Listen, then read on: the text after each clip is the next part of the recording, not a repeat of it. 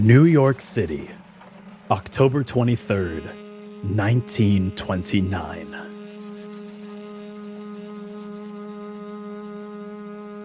Tomorrow, the world will change.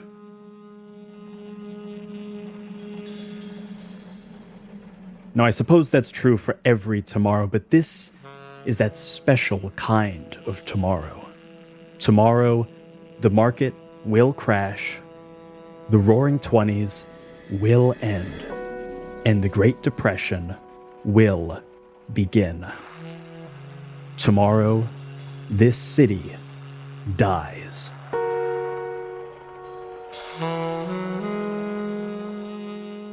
Now, there's some in New York who know this is coming, who are responsible for it, who will profit from it, but none of you are those kinds of people. You aren't invited into those kinds of rooms, the rooms where the shape of the world is decided. But, to be fair, those kinds of people aren't invited to your kinds of parties.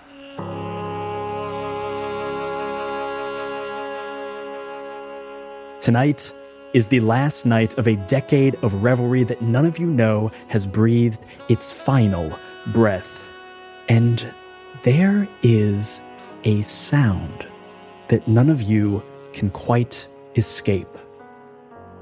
It's a noise that mixes with the cigar smoke and sweat, and you can't quite decide if it is the chirp of a cicada or the clatter of ice in a cocktail shaker. You don't know what's coming for one simple reason.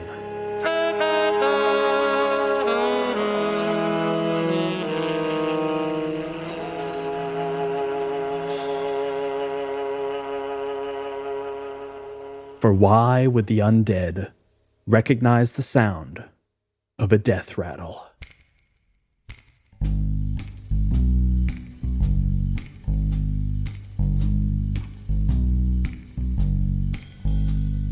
Times Square ghouls, Bowery boys, Wall Street zombies are all here for the noise, and the crimson elixir for you, just one elixir.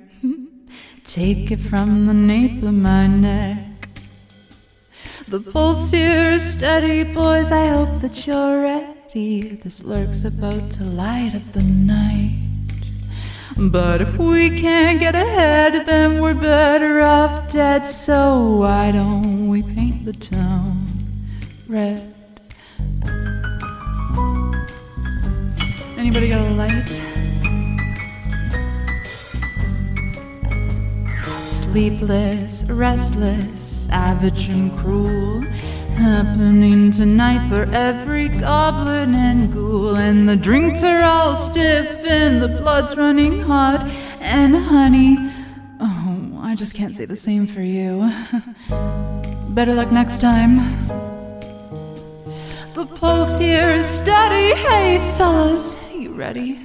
You can't lose any more than your life. But if we can't get ahead, then we're better off dead. So why don't we paint the town red? But if we can't get ahead, then we're better off dead. So why don't we paint the town red? So why don't you paint the town red, honey? So why don't we paint the town red?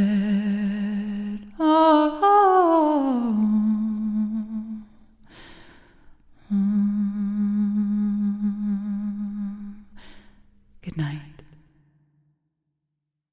That was so fucking cool. God. For all the listeners, Brian just lip sang the entire thing. Oh, God, it was hot. Yeah. And it was hot. He was So dancing, like tongue was out. He gave full tongue. Yeah. Hey, baby, we gotta paint this town red. I'm having fun and now I'm horny. I'm bricked up. I'm bricked up. Of the games to do it, this is the game for those kind of feelings. Yeah. Because it is all happening tonight.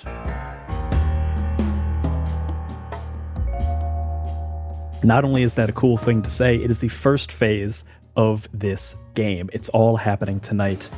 And before we introduce your characters, I'd like for you to all remind us where your pulse and your chaos is. Dylan, where's your pulse and chaos at? My pulse is a 6. My chaos is a 3. Drac, where's your pulse and chaos at? My pulse and chaos are both at 5. And Shenuk? Also 5 and 5. And Ed? My pulse is a 2. My chaos is a 4. Hell yes. Can everyone do me a favor? Looking at the tables for pulse and chaos, can you go ahead and roll a d6 for me and tell me what you get? 5.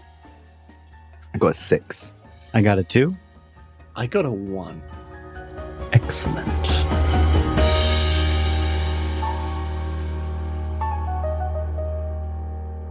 Dylan, you are sitting at pulse 6. You are feeling alive and vivacious. Chaos relatively low at 3. You rolled a 5, which on our table over here is you are eating or drinking in a pub or tavern. And I think in this world, the appropriate tavern for such an activity is the Shallow Grave. Hell yeah, it is.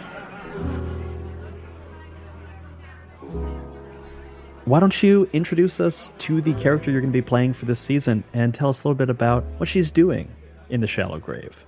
So inside the Shallow Grave is what I imagine to be your very quintessential and stereotypical jazz club.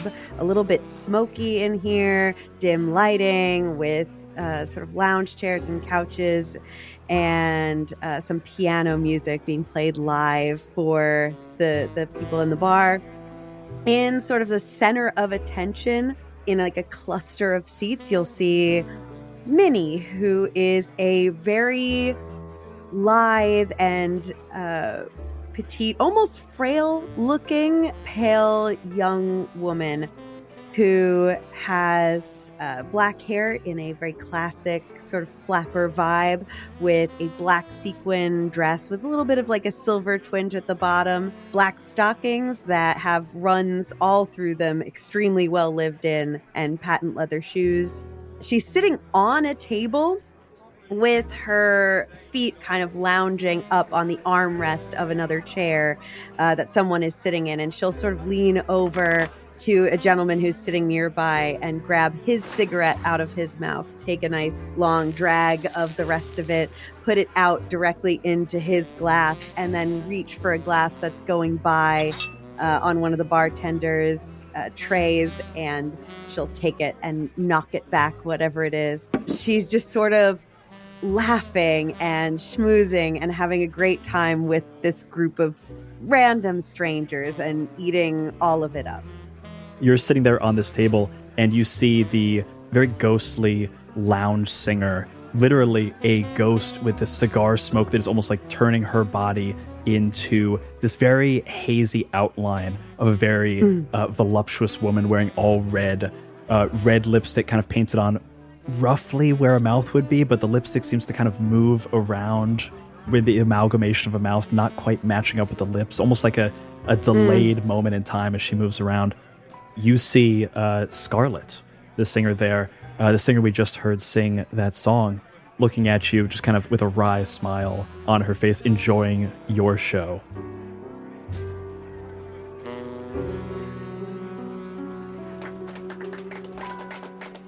And I think you notice right now that you are rarely allowed to sit on a table for this long. Traditionally, because the owner of this establishment usually shoos you off the table. And as you look around, you don't see him anywhere, which is strange. He's usually pretty present in the bar. Well, seeing as I'm not being supervised right now, the singer's name was Scarlett, you said? Scarlett, yeah. Gents, what are you doing? Don't you think Scarlett deserves a little bit of a bigger round of applause? Don't you want to pay her any attention? Don't you want her to pay attention to you? You see all the people in the crowd kind of like give up a little bit more of applause. Some like bills go flying and things. And you see Scarlett just kind of come up to the microphone, very sultry voice. that only Jay Stroutman can do. Yeah. Honey, you think they weren't paying attention to me? Bless your heart. And she kind of pulls you up, like waves her fingers at you, like beckon you over. And she goes, "Hey, honey, have you seen the boss? Been looking for him. I got to chat with him about something." You're looking for him? I ain't seen him tonight, but I'm not looking for him. You hear a patron in the bar, just kind of in the back, go, "Oh, Scarlett, I think I saw him go upstairs. I think he went upstairs. Yeah, definitely upstairs. Hi, my name's Freddie. How's it going?" "Thank you, honey."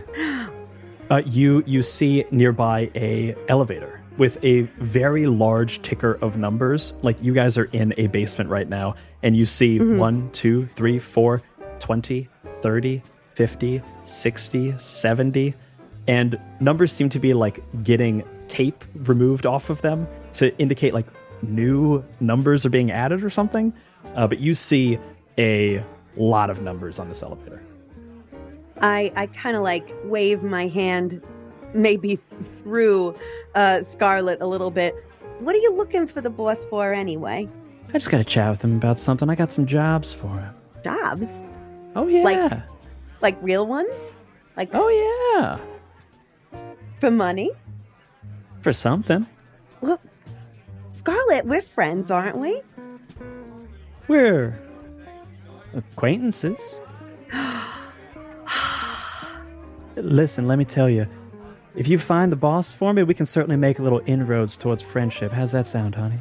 She sort of like taps her little shoe on the stage for a minute, feigning that she's contemplating saying no. Yeah, all right, I could do that for you. Oh, honey, you're a peach. And she blows a little kiss, and you see momentarily like the red lipstick kind of like pulses a bit and moves around, almost floating through the air towards you. And you see this guy next to you named Freddie reaches out and goes, "Oh, give me. Oh, yeah, I'll take it." Oh my God. Isn't he cute? And you move over towards the elevator and see a number of buttons and click the highest one that is a light right now. And as you go up, you see floors pass by you. A number of completed floors at the lower levels, and then slowly less completed floors, and then floors that are very much under construction because this building is not yet done. The Chrysler Building may be the tallest building now in the world, but it is still being completed. Okay. You move up and up and up, and as you do, Drac, you find yourself at the highest completed floor, or rather the highest under construction floor of the Chrysler Building, this beautiful Art Deco building. And you rolled a 6.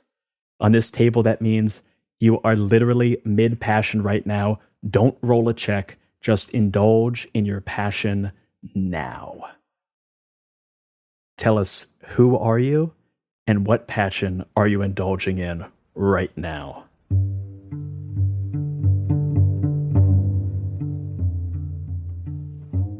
You see, just barely lit by the moonlight coming in through the incomplete windows and roofing, you see Kane. Kane is a dark-skinned, black masked person with black but graying hair in shoulder-length locks, with a very well-kept beard. They're honestly what you describe as a pretty boy in all regards. Despite their very visible grays, they seem to be in their mid to late 20s, at least physically. That's what they appear to be. Emphasis on appear. He wears a more right now. He's wearing a very casual priest attire. So rather than the whole getup, the whole robes and all of that, he's wearing matte black shoes, sensible black pants, a black tabard collar shirt with typical white clerical collar piece, and a ivory rosary necklace around his neck. He stands about 6'2", maybe edging towards 6'3". Very lean in build, but yet somehow gives a long and kind of lanky vibe. Best way to describe it would be like a Tim Burton character brought to life. Just Love it. kind of eerie looking, just in how their proportions are. The most interesting thing, apart from their odd lankiness about them, is that they wear an eye patch over their left eye. And attached to it, it's almost like a decorative piece, is a white myrtle flower. And his other eye, the one that is visible, is usually hazel brown. But as you see Kane skulking through the darkness, it's a glowing crimson red. And right now, the passion Kane is indulgent in. By the way, Kane as in Cain and Abel. The Kane. Not just Cain. a Kane. Let's be Not very a clear. Cain, One. The Kane. You know all those Kanes you know in your regular life? Not that guy. Not that one. Yeah. If you do know this one, you should probably be worried, honestly. But the passion Kane is indulging in right now is hunting humans. Specifically in their wolf form, but they're not in their wolf form right now. Not yet. They haven't needed to be just yet.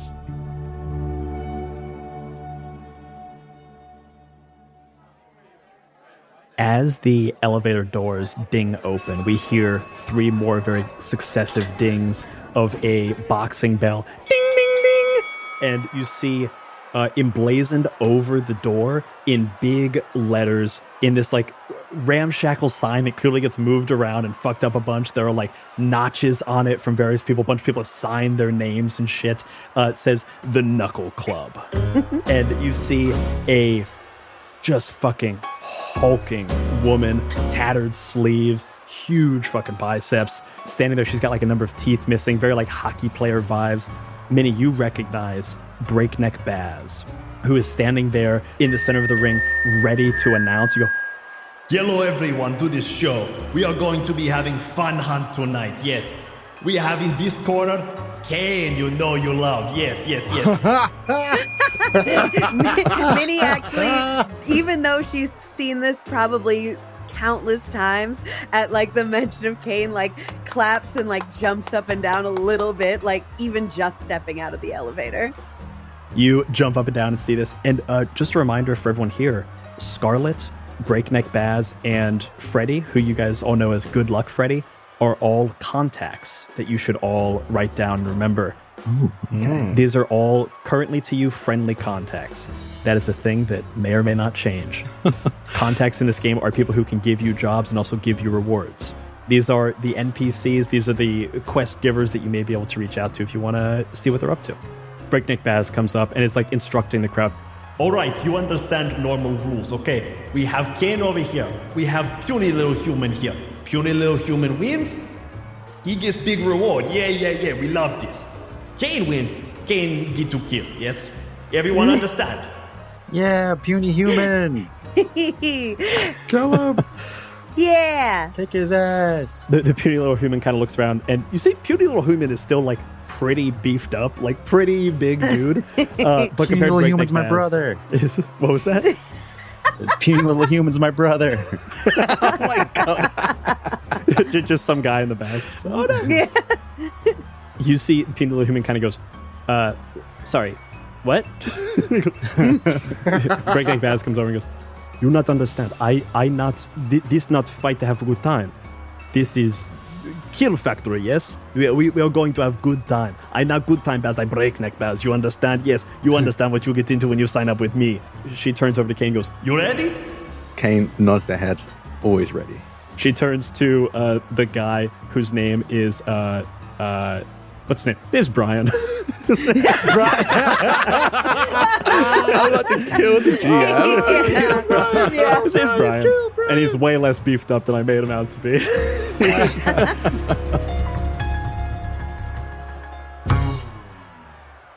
You ready? Brian goes, no! All right, Brian, ready. We all have a good time. Ready, set, go. Ding, ding, ding. And Kane, as your muscles reflexively tense, your eyes momentarily flick over towards the elevator, but don't land on Minnie at first. Instead, land on Shenuk's character. Also here in this scene, you also rolled high pulse, high chaos. You rolled a 2, which means you are drunk or high and fucking hungry. You want to tell us who you are and what you're doing in the Knuckle Club tonight with Kane?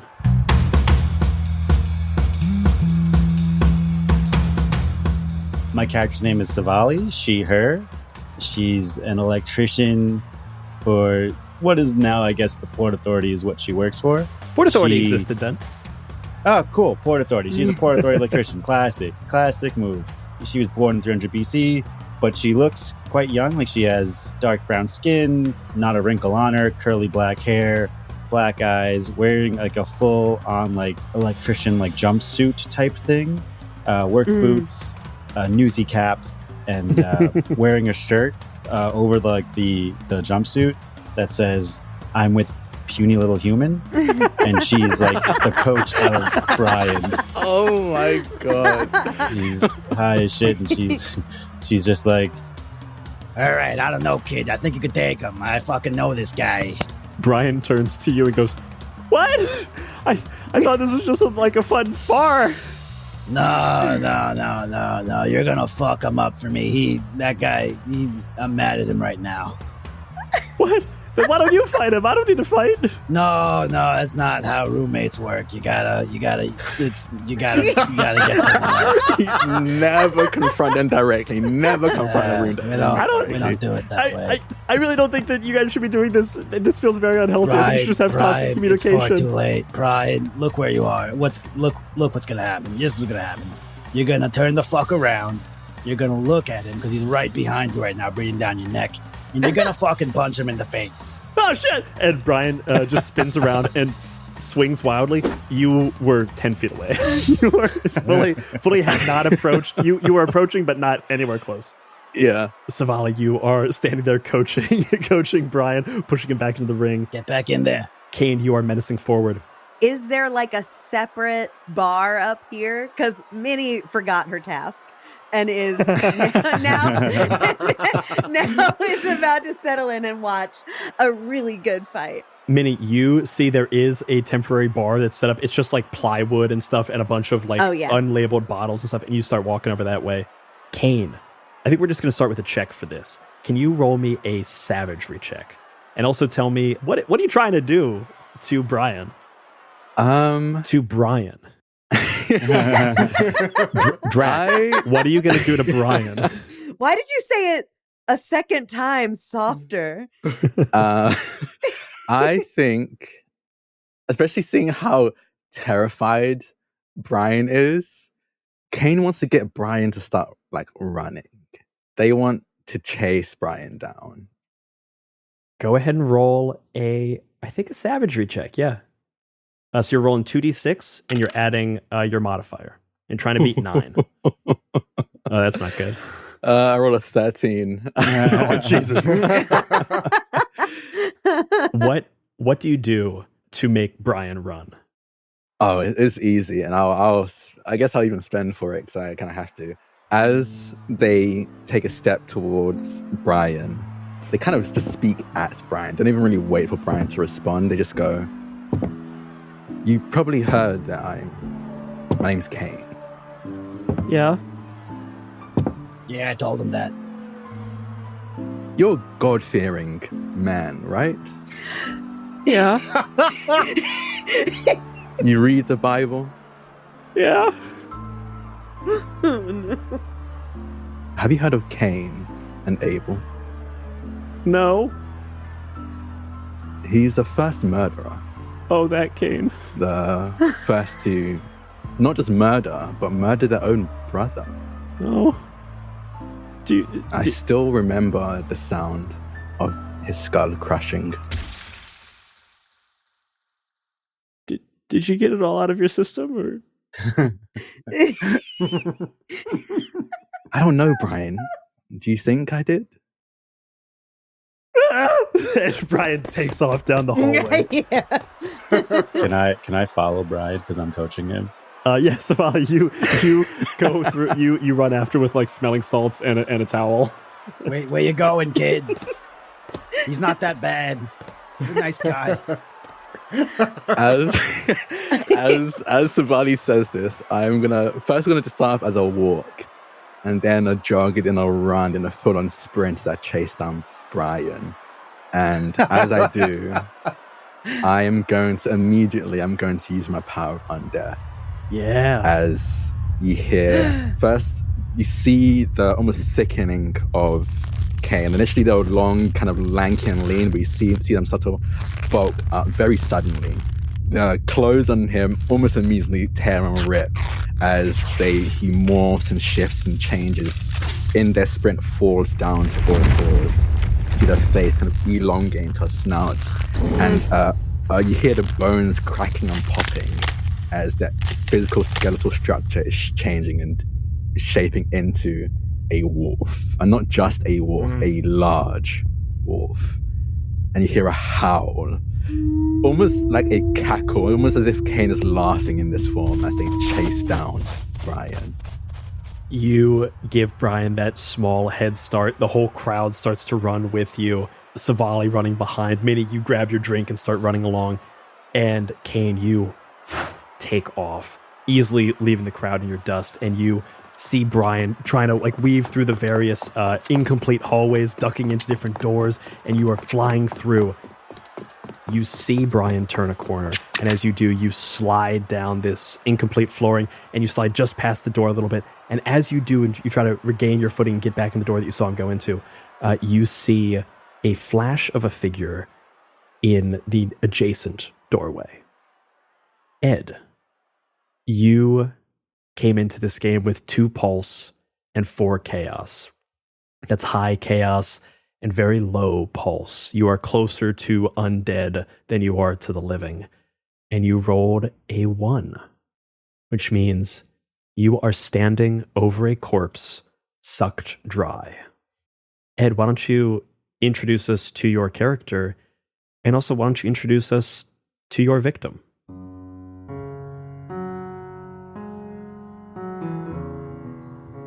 The first thing you would notice is probably the environment. It is all white tiles, and it is a public bathroom. You can see that there's a toilet nearby, and you can see that all around it there is water. It's almost as though someone has recently undergone a swirly here. It is seeping into the cracks, into the tiles, and you can see that both the figures here, one dead, the other undead, are both in various degrees of moistness, one with blood, and the other that stands above them is covered from the shoulders upwards in water. He looks almost like a witch decided one day to turn a raccoon into a man and then abandoned it halfway through.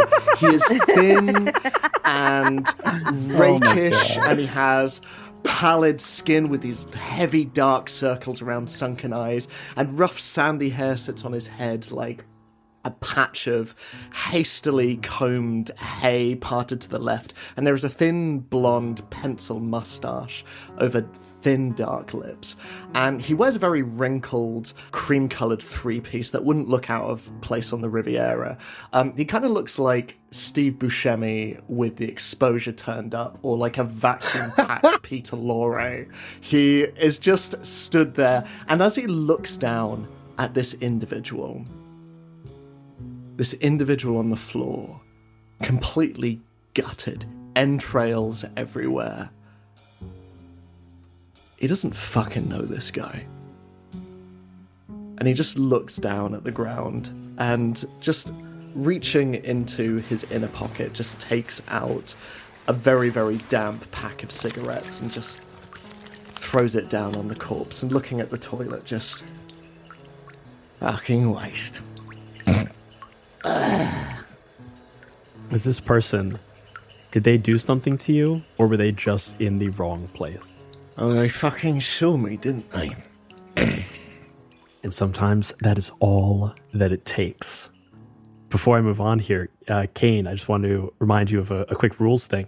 Because you indulged in your passion, I need you to gain a D3 of pulse and 1 chaos.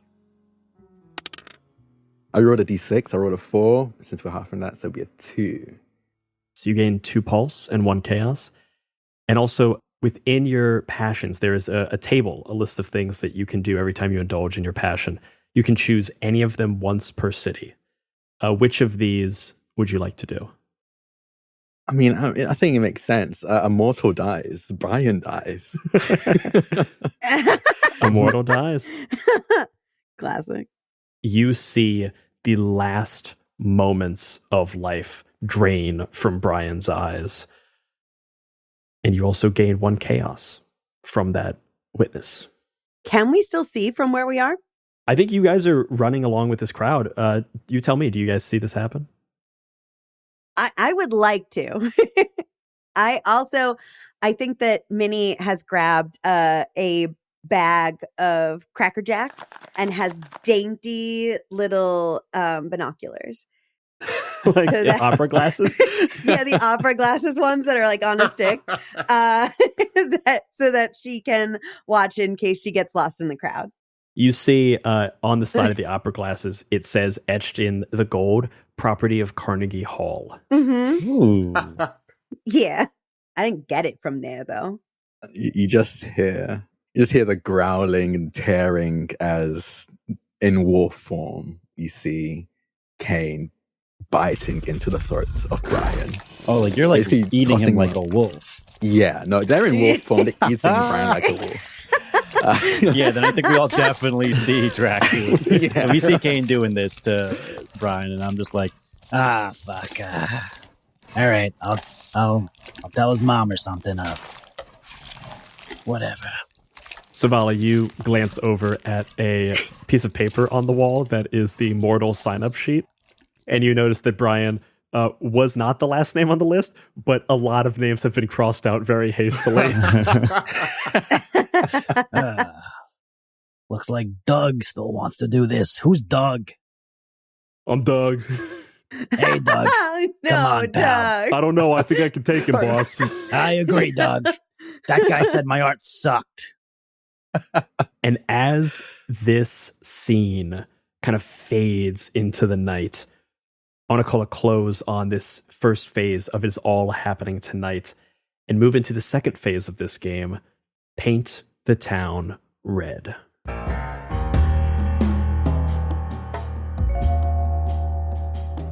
It's All Happening Tonight is a very montagey phase of this game. Paint the Town Red is kind of a slightly more traditional role-playing section. This is the time where you can speak to contacts, learn about factions, find jobs, look for rewards, or just fucking have a good time at the party.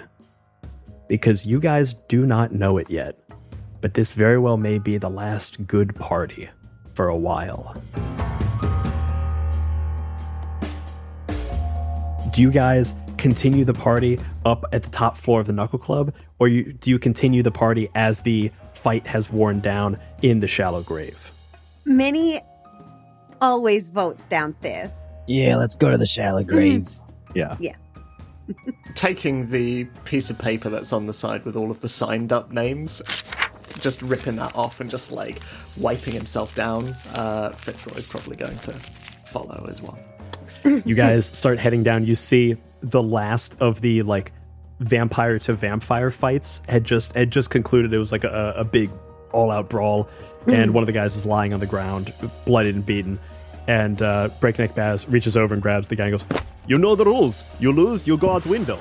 Here we go." Shoves him out the window. You know this guy's undead. He'll survive, but he's not going to be happy about it.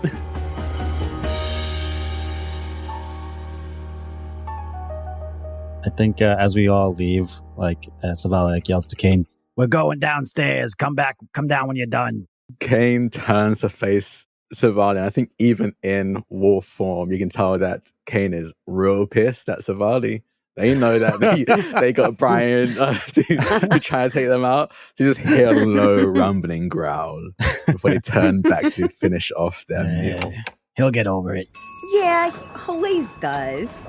Hey, by the way, Fitz, Minnie, can you guys get me some of that thick red wine? You get me some time to time. I'm having a craving right now. because Savali doesn't know she's a vampire, and to subsist off blood, her friends have been tricking her into drinking wine. Yeah, Blood. yeah, Quote just unquote like wine.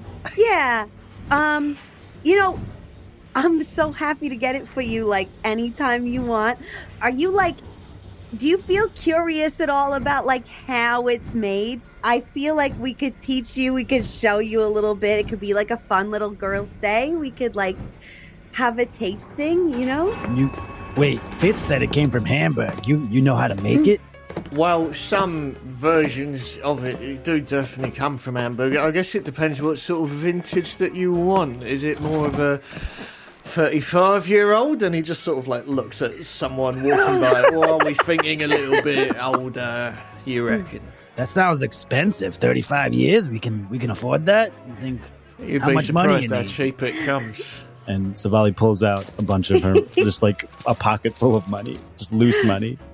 Minnie holds her hands out in a bowl scenario and is like, whatever you put in here, I'll get you your money's worth. I promise, babe. So you guys are so sweet to me. Here you go. Gives Minnie $1? Is that a reasonable amount? Oh my God, I'm rich! What is my pay? Now, I think we could probably buy an apartment with that. Just for reference, I think 1929, I think like a quarter was like the price of a movie ticket or something. All right. So you might have overpaid a little bit, but you know. Yeah. All right. Is this how much do you think? $2 you need? 3? Oh no, we'll have a real nice 10. dinner. The lot of us 10? have. Okay, I got you. Yeah, Here's 10 would 10. do lovely. Yeah, Here you go. yeah. Here's Very much. $10. 1, That's 2, 3, 4, 5, 6, 7, 8, 9, and you can have yeah. We can get some nice wine tonight. Have a little party. You hear the kind of cracking of bone. I think at the same time as you hear the ding of the elevator. And you see a pretty much naked Kane walk over to join you guys. Oh, yeah. And they don't have any shame. They're just very, very upfront and casual about it. Kane, doll. Yeah. And like Minnie comes up and like just puts 2 hands on your shoulders and her eyes cast upward intently. Doll, I respect everything that you do. You know that. I love it. It's just that, you know, the people here, they're not so open-minded. You gotta put some clothes on.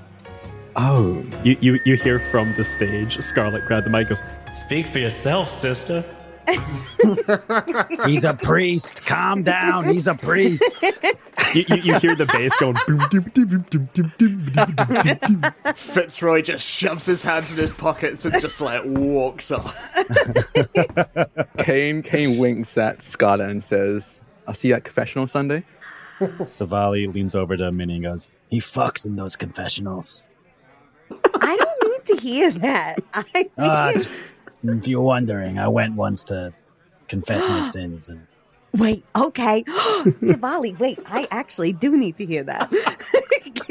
Is there more to that story? no, we didn't fuck. He was fucking someone else the entire time. That was the problem. The roommate situation wide open. I was gonna have a field day of a weekend. Oh, you dangled a carrot in front of me and then tore it away. Sorry.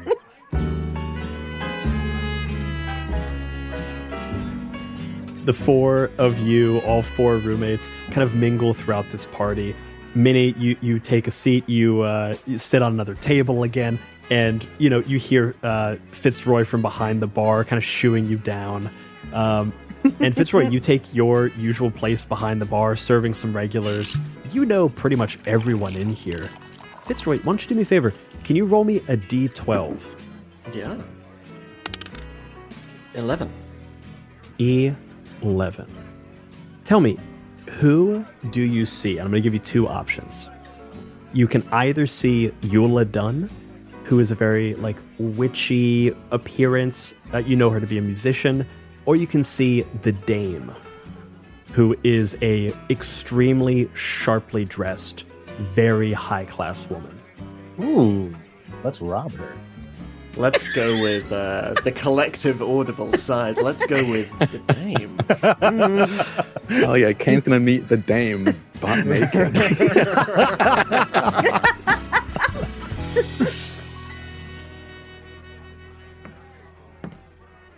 You see the Dame kind of walks up, and You are a little bit surprised to see the dame in your establishment. Your establishment is raucous, and it's a good time, and it's a lot of undead and even some mortals come in here to like blow off steam. It's very jazz. It's very fun. It's very sexy.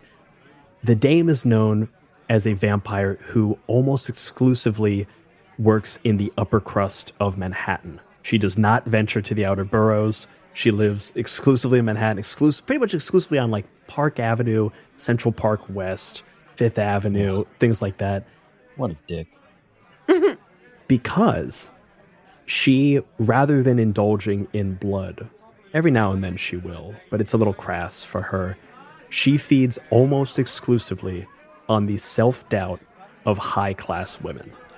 Ooh, that's juicy. I like her a lot, actually, now. Fuck. She's great. I love her. If Kane is one of the most physically imposing people, the dame is by far the most cutting. Her tongue can kill anything. And it's a bit strange to see her at a bar, but she is at every party worth attending, and tonight she has deemed your party worth attending. And I think you immediately pick up on that and are like, that is noteworthy. I think wiping down the bar and looking like just a shit Humphrey Bogart, I think he's slowly going to like edge his way across the bar and sort of serving drinks here and there before eventually just coming into eye line, whether she would wish it or not, and just leaning forward with these gangly arms just sort of leaning over the wooden surface. I'm afraid we're all out of champagne tonight, love, but if you're in... We've got a little bit of red stuff. I know you're not really into that, but she pulls a handkerchief out of her like small clutch, kind of wipes down the bar, looks at it, and it is just black. It was a white handkerchief, and now it's just black. she turns to the seat, this like kind of like swivelly stool, and goes to sit on it, but it like does that very unsightly squeak, like fart squeak, and she just kind of pops up and goes, I'll stand. Yes, no, I didn't expect any special treatment, but there are no good parties tonight, and so I've found myself. And she looks around very disdainfully. I found myself here, of all places, and gotta tell you, I'm not having a great time. I did not think that I would be ending such a great night in a place like this. I thought the going away party, would be a bang, I thought, I don't know. Thought there'd be better parties tonight. Why don't you sit down and tell me your troubles? And he's trying to like lean over the bar to like light a cigarette. All of his matches are wet, and he just kind of like throws it to one side and kind of throws it out. You just hear a bit of like scuffling underneath before he comes out, and just brand new match just lights it and Real suave. She has one of those very long cigarette holders, but like excruciatingly long. And she shoves a very fine European cigarette at the end of it. And allows you to light her cigarette.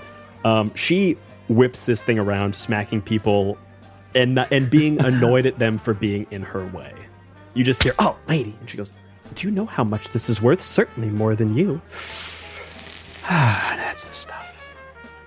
Kane walks around the bar and kind of just like casually pats Fitzroy on the back before crouching down. And I think Kane comes here often enough and transforms into a wolf often enough that people, I think maybe even Minnie is known to keep spare set of clothes somewhere. I think you keep it like underneath the bar. Oh yeah, behind I the counter. shoved them into your arms the second that we got down here.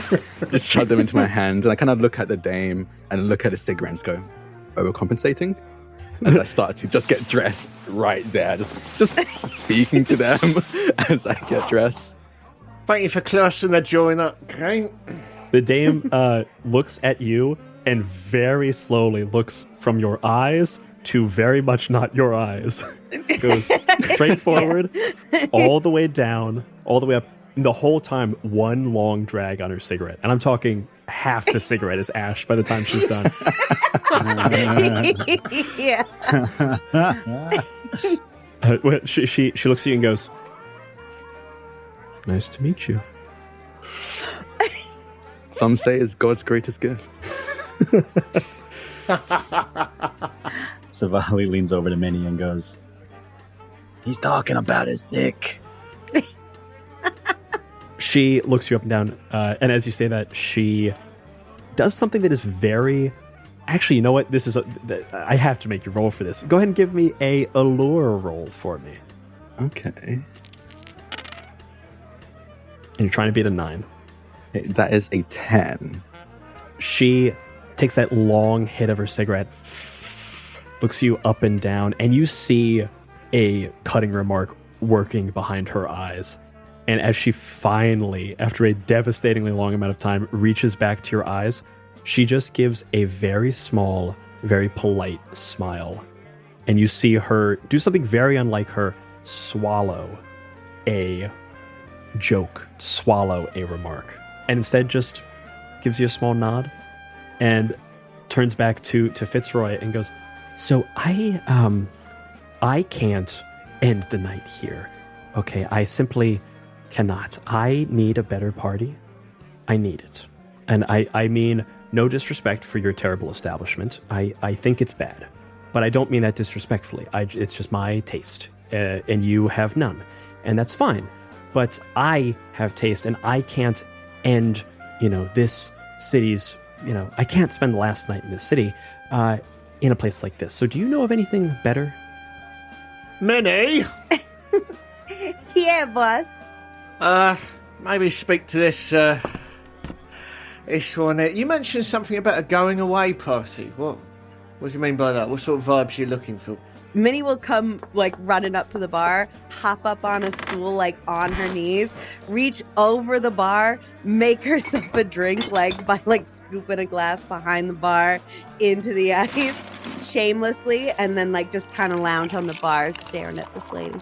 Do me a favor. Do me an allure check. Ooh, I will. That's 2d6, right? 2d6 plus your allure. Plus my allure, which is a 2. Yeah. 6, 7, that's 12. Hell yeah. She looks at you and basically accepts talking to you. You see her ready to fully ignore you, and she's like, all right. She looks up and down your body, and it's just like, all right, but this person at least knows where a party is. It's not a going away party for... I suppose I might go away. We'll see. Not going to be much left of this city pretty soon. So, the city, it's kaputz. I think tonight's probably about the last night. So... What?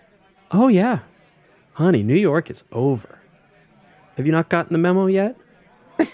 No, New York just got started. New York has only been cool for a decade barely, and we're having the best time. I don't know if you know this, but my friend Kane over there just ripped a guy to shreds upstairs. There's piano music playing. It's so good. We got the best singer in town. We got the best bartender in at least 5 blocks.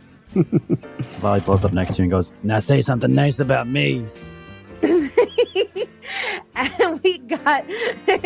And we got Savali here. Yeah, Cutest that's me. thing you ever saw. I'm cute. Savali, go ahead and roll me an allure check. 2d6, right? 2d6 plus your allure. And actually, I'm going to say go ahead and roll it against the odds. So 3 dice roll. Roll 3 dice, you'll take the lowest 2. Oh, fuck me. Okay. 3 6s, you got this. We have okay, so I rolled 6, a 1, and a 3. So I definitely fail. You definitely fail. She looks at you again, pulls long on the cigarette, though notably not nearly as long as she did with Kane. You see her take a quick drag, pull it out of her mouth and go, you don't look like you know what a good party is. Yeah, I've been told that a bunch of times. All right, you guys, all right, I'll go fuck myself. All right, cool. Best of luck with that. We're working on that. What?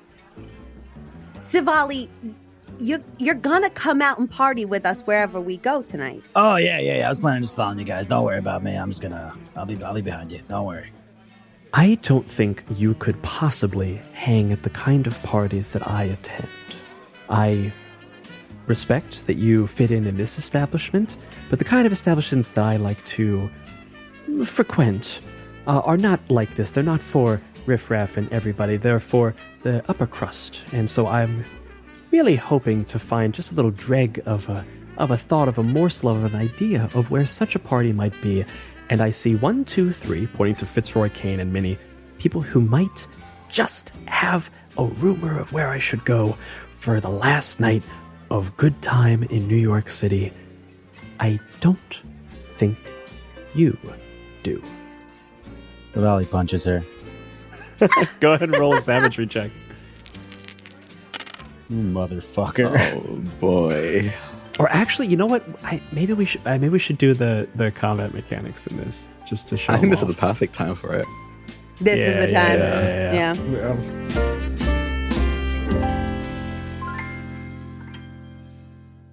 Okay, so Savali, as you go to punch her, fighting in this game is a little bit different than in a lot of games. It's not just necessarily roll something. You will be rolling, but you're going to be deciding what your options are, like how you're approaching this fight. There are 6 options. You can eat some fucker alive, which is rolling with savagery. For this, you're going for the throat. You're unleashing inner monstrosity. You're going nuts. Mm-hmm. Some stuff will happen if you choose that, as with all of them. You could have a good old-fashioned brawl, also a savagery roll. Mm-hmm. This is more fighting for the thrill of it. There are cheap tricks in which you roll duplicity. You're fighting, but you're fighting dirty. You could try to, if you want, de-escalate the situation. I don't think you want that, but if you do, you roll with duplicity or allure, Right. trying to get out of it. You could choose, if you so choose, to get the shit beaten out of you, which no roll is needed, and you'll probably lose some pulse and chaos. And last up, you can do something else. If you have a different idea of what you want, we can kind of make it up on the fly. Did any of those sound like what you were looking for here? Yeah, I'm going to do the cheap tricks. Here's what's going to happen. So Sali's going to go look at the dame and go, You know, my dad invented fire. And I've started fire a bunch. and then I'm going to use one of my powers of undeath, Ooh. Touch of Death. And I have 2 abilities. I can basically, the first one is I can turn someone to an undead, or the second one is I can like take the life out of the small things. But I think we decided in session 0 that I have a little like electroshock powers type thing. Yeah. Can I defibrillate her ass? Just like give her a light shock. Maybe get her heart beating again Yeah. for a quick second. You can certainly try. Go ahead and roll duplicity. So you roll 2d6, add your duplicity modifier, you're trying to beat 9. Trying to beat 9. I rolled 2 4s. Plus 2 is 10. Hell yeah. Savali, your family invented fire. Or maybe not invented it, but like monetized it. You're very familiar with. You are the capitalist of fire creation. She's holding in her hand just a little bit of controlled fire at the very end of that cigarette. You see that, you see this little bit of controlled fire, this little fuse that could be detonated, connected to a very fine, and you would know with your study of electricity, very conductible metal scrimshaw cigarette holder. I don't know if scrimshaw means a different type of material. It's canon now. I don't know what the word scrimshaw means, but I've heard it in the context of this type of item. So happy. How do you give her a jolt? I should have studied how electricity works. I think I'm gonna shock her in a way. I don't know if that means shocking the cigarette or shocking her body so that it explodes her cigarette in her face. Fucking idiot. So wait, are you starting at the cigarette or ending at the cigarette? Whichever way scientifically would make it end at the cigarette. The viewers can imagine this. If you know electricity and how it works, you know what I'm touching. You swing forward almost in like a punch. At the last second, it kind of turns into kind of a slap. And then before it even hits her face, it's just a touch. And all of a sudden, almost like a spark of electricity comes out, almost like a static shock, something that isn't going to hurt.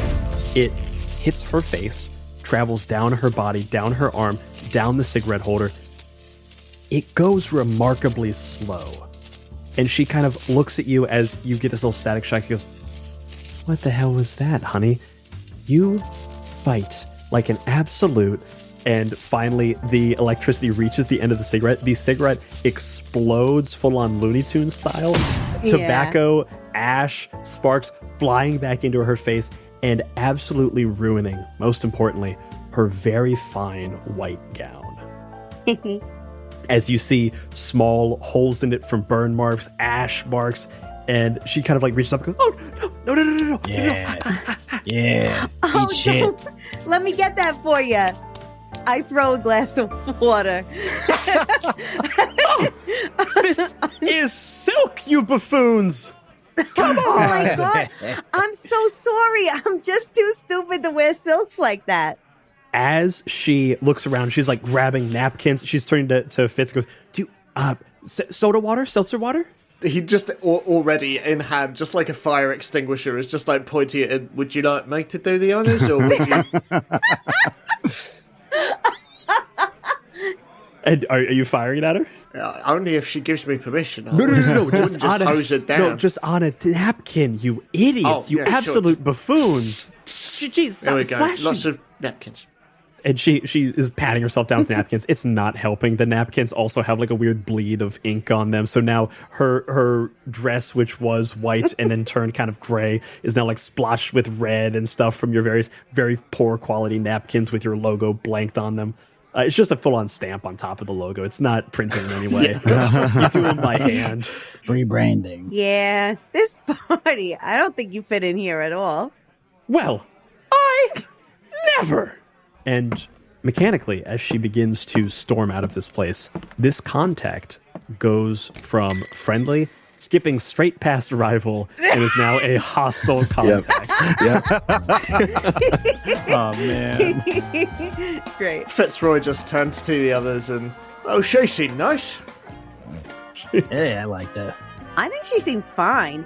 I just don't Think she like all likes that us. nonsense she was talking about this city being over.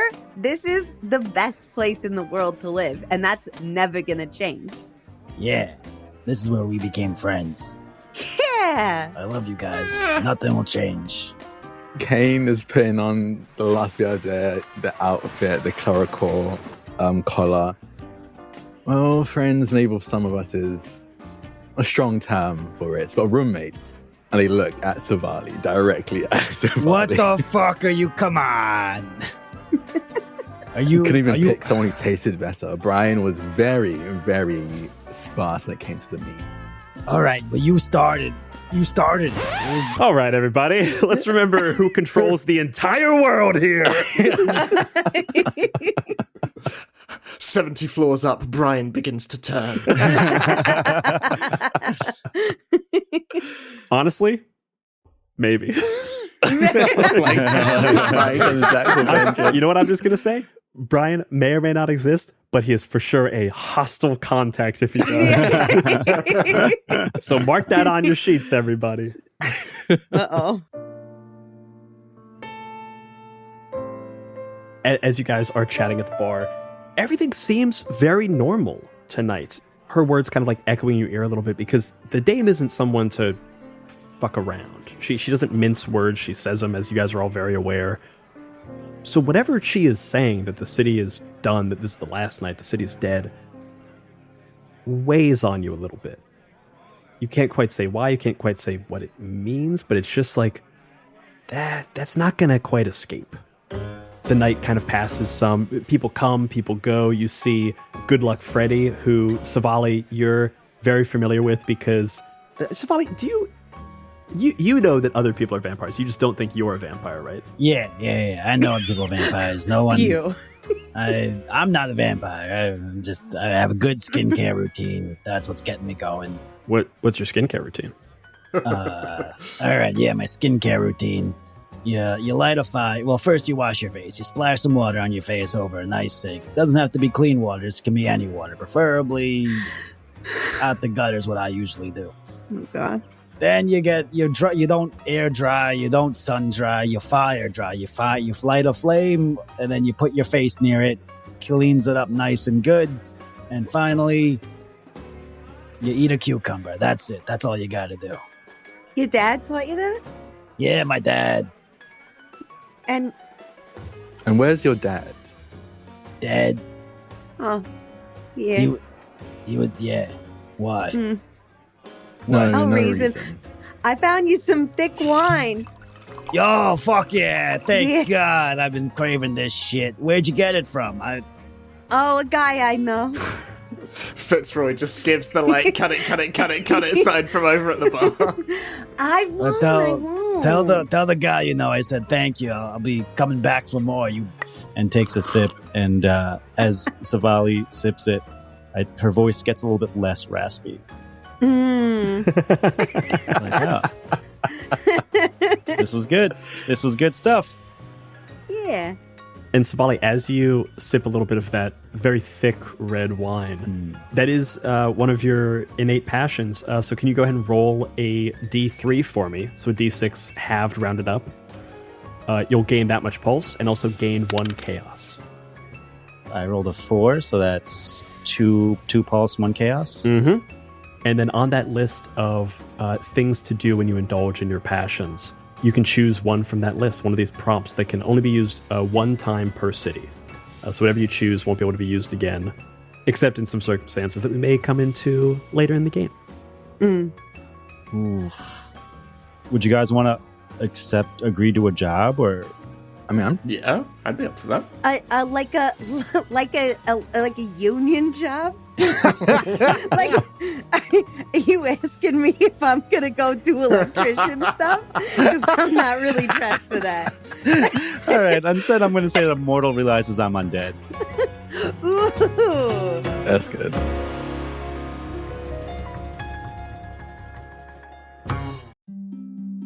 Midnight Muscadines is a cozy, dark tabletop role-playing game where light and shadow intertwine in a fractured world.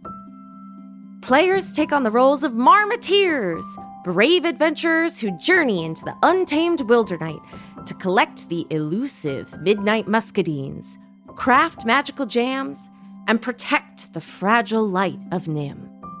Through collaborative storytelling and resourceful gameplay, players weave tales of courage, community, and the pursuit of balance. Will you preserve the light, uncover the truths hidden in the shadows, or reshape the balance of the world forever? Midnight Muscadines is perfect for fans of Studio Ghibli and Sea of Stars who seek to capture the magic of exploration and the heartfelt adventure in a world where small heroes make a big impact. Play Midnight Muscadines as a traditional GM'd game, GMless, or even solo. Midnight Muscadines is crowdfunding now on BackerKit. Join the campaign at pandeongames.com/muscadines. I'm Quinns of tabletop role-playing game review show Quinn's Quest, and this is Play to Find Out. Play to Find Out is an actual play podcast that brings notorious old games from the 80s and 90s back to the table.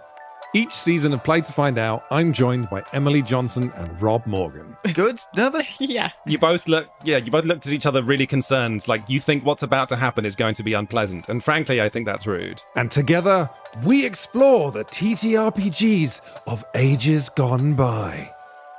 Our goal? To separate the TTRPGs that deserve to be remembered from those that maybe don't. I don't know, Emily. It was the 80s. Also, a lot of people were on cocaine. We blow the dust from decrepit systems to learn how they work. Your 100 on the encounter table bursts out. Right, you've encountered a fog. Get ready. Don't laugh. Does one get ready for a fog? Don't laugh. Encounter their unique quirks. I do finger guns to cover up how I wince. A weird thing happens as you do finger guns. Oh no. And I'm hoping that the Quinn's Quest community will join us in exploring these games too. If you this up, cannot describe to you how much your adventure ends here. Yeah, that's fair. Because the best way to learn is to play to find out. Play to Find Out is available now on the Quinn's Quest Patreon, but the first episode of each series streams for free on the Quinn's Quest YouTube channel and wherever you get your podcasts. Anyway, you failed the Earth Tech roll, and you made jokes while I was doing my exposition, so you don't get to hear any more. Oh, no. Come on. I was shooketh.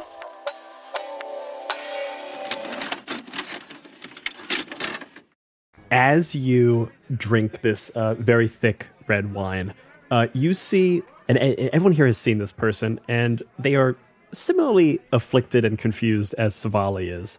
You know Good Luck Freddy. Good Luck Freddy is an NYU student. He's 25, has been 25 for about 5 or 6 years now, does not realize that he is undead.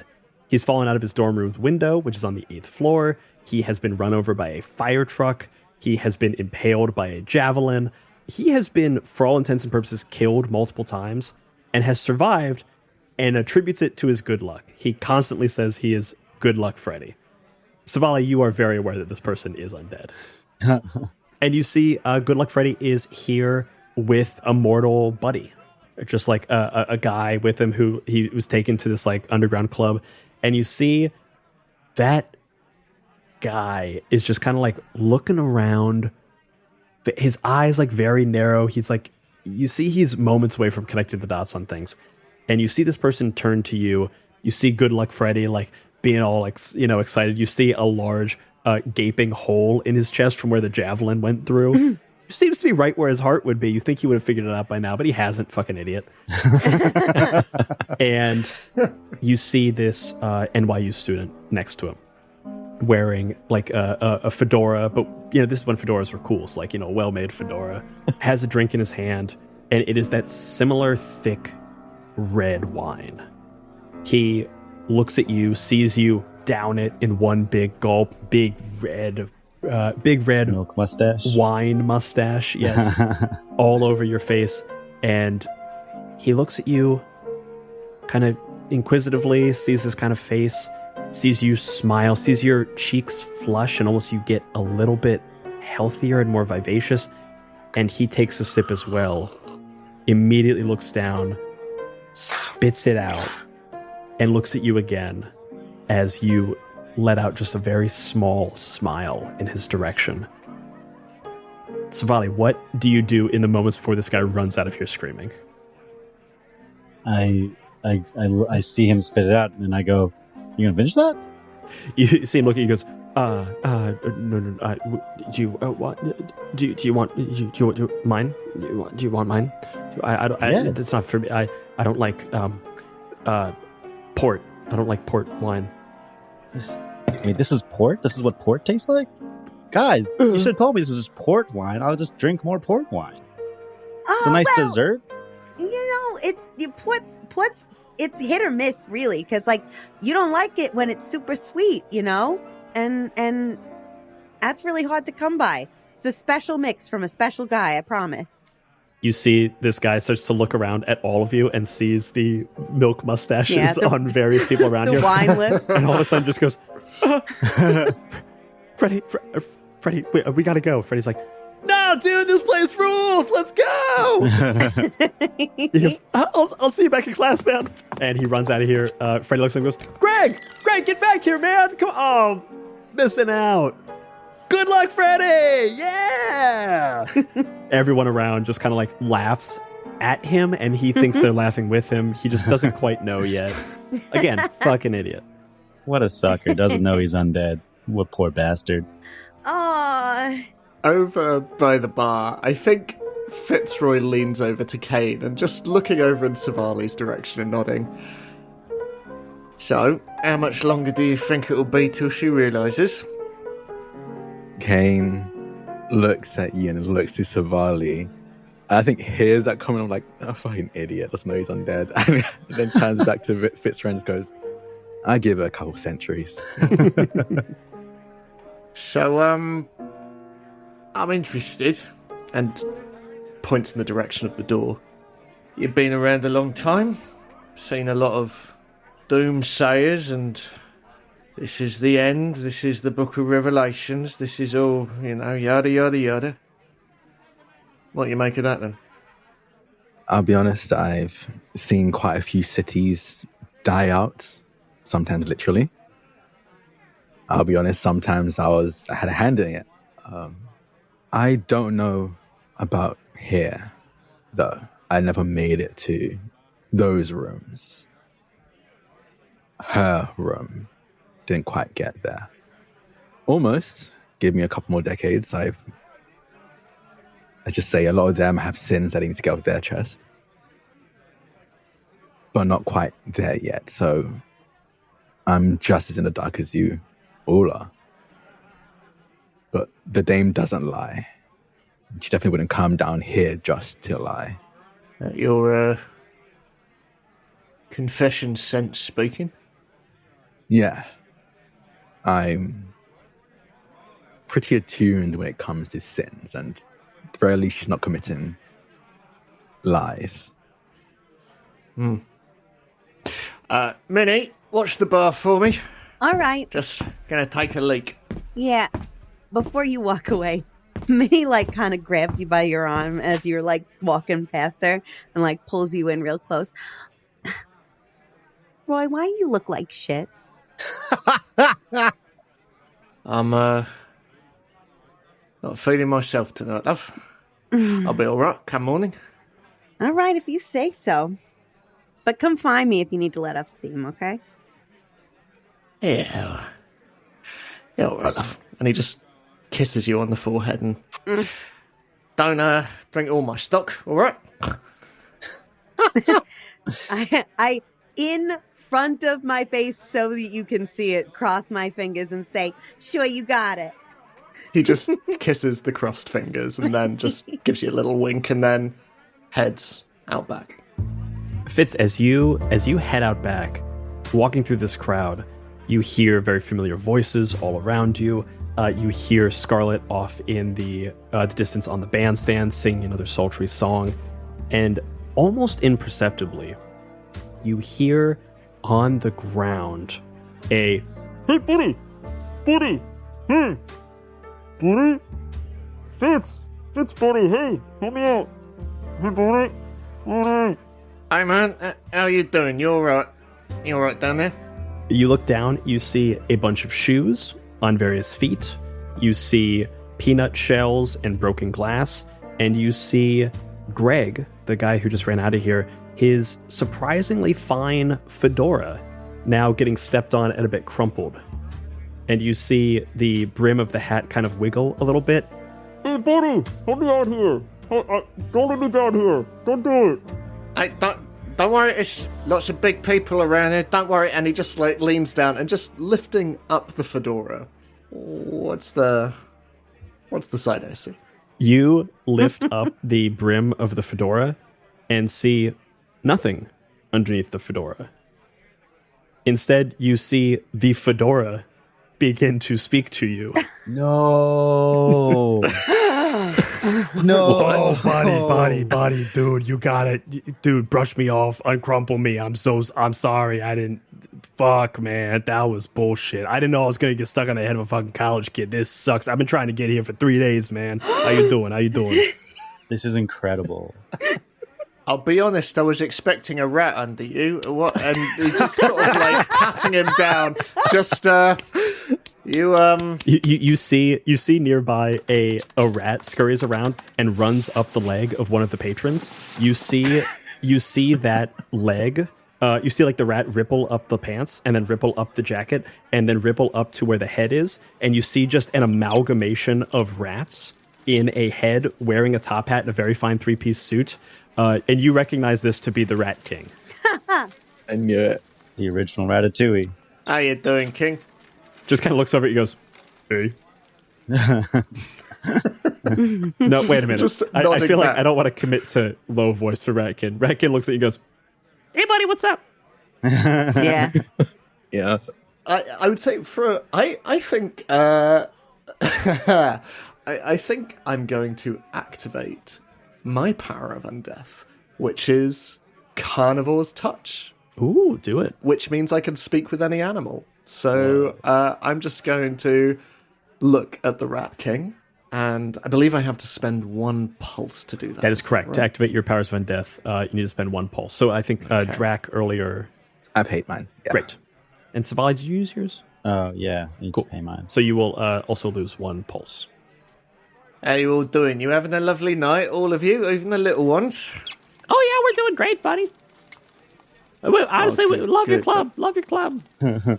Hey, if you got a chance, I've been trying to get into Keen's Steakhouse for a little while now, and I've got a couple reservations. They keep kicking me out. You know anyone who might be able to help me out? Yeah. Yeah, no, if you want to talk to the lovely young lady with the blood red moustache over there, and points in Savali's direction, and I'm sure she'll be able to help you out, no problem at all, love. Ah, thanks, man. And Rat King reaches out a hand to shake yours, and it is, let me be very clear, this is an amalgamation of rats. This is a hand made of rats. Not a rat hand, a hand made of individual rats. Oh my god. I wish it was real. I want it. Fitzroy's not fussy, he just grabs it and just gives it a bit of a shake, and always good to see you, King. Good to see you too, buddy. See you around. The handshake's always a bit of a bummer. It's just a bit of a bummer. As Savali, you start to see the Rat King make his way towards you. Fitz, you're holding this hat in your hand, and the hat goes, "Hey, Fitz, baby, hey, listen, I'm hoping that you and everybody here can help spread the word. I've been trying to get here for 3 days. I know it's getting stuck in the head of fucking college kid, fucking hell. Hey, I don't know if you know about me. Have you heard of me? I'm Fedora Fred, all right? And Fedora Fred. I've been trying to make my way to the bar here because I know that you know people, the regular people, the normie people, the normie undead people, the cool people. I'm sorry, I should have practiced this. Listen, shit's going down, okay? Right. Do you mean shit you smoke, by the way? You got a light? I'm looking for like a thick Cuban. Yeah, all right, let me see what I've... And just sort of moving out back, just sort of... Fitzroy just picks the pocket of someone as he walks by, and just taking out 2, cigars, just sort of heads out back as this fire escape just sort of... that leads this spiral staircase that leads up, and you can just see a pinprick of a sewer grate just upstairs, as just sort of leaning against the iron gantry, just lights these 2 Cuban cigarettes, and propping the fedora next to him on the step, just I don't know, pushes it under the fold, I guess. you push it under you basically set it on the ground and set the hat on top, and you just hear and smoke just kind of billows out from underneath. Oh, buddy, Fitz, thank you. Oh, I haven't had a good Cuban in who knows how long, No worries. I'm sure they're hard to come by around college kids. Hey, I'm not always around college kids. Sometimes, listen, I gotta tell you, I get passed around a whole bunch, okay? I don't know if you know this, I can, vaguely control the people that I'm holding. Not a great grip on people, but I can kind of make them go a little bit. College kids, though, oddly enough, their mind's too malleable. It's in a bad way. It does. I can barely get them to go anywhere above, West 8th Street. Anyway. Kind of gripping onto eel jelly, slip through your fingers, that sort of thing? A little bit, yeah. It's like trying to ride a bike that's reversed, you know what I mean? So when you turn left, it goes right. Fuck college kids. Anyway. Yeah. I just wanted to say a quick thank you. I really appreciate that your establishment does not have a hat check. Just wanted to say that up front. It means a lot to me. No worries, we're big proponents of style in this establishment. You're goddamn right you are. And you recognize this charcoal gray 1928 Kavanaugh fedora. This is the height of fedoras. Again, smoke coming out of the bottom. Listen, I need y'all to spread the word a bit, but a lot of the factions are making stuff happen in this city. Not good stuff, all right? This city is on its way to the fucking brink of destruction, all right? This city is supposed to be alive and happening, and I don't think that's going to be the case come tomorrow even. What's happening tomorrow? All I know is the fucking Wall Street stockbreakers fucking Carnegie Hall folk. You got the Tammany Hall people down at City Hall. All of them gone silent. Not fighting with each other, just fucking staying silent. There's nothing more dangerous than the Sixth Family and Hudson not fighting each other. That tells me something's wrong. I don't know what it is. Next couple of days, something bad is going down here. And I want to start spreading the word, letting people know, like, hey, maybe get out of the city, maybe fucking, I don't know. You think that's going to trickle all the way down here, do you? Listen, I've been around a long time, as I'm sure you have. I've seen cities come and go. I ain't always been in a fedora. I used to be in a fez. And another number of other times. I was in Top Hat in London. I keep looking at baseball caps and thinking, maybe I'll make a switch, but not yet. When the bigwigs are fighting, when they're doing stuff, when shit's happening, you know that shit's copacetic, it's normal. Second they all go quiet, they all go to their corners, they're getting ready for what's next. And the difference between what's now and what's next is always something fucking big and always something fucking bad. They've been silent.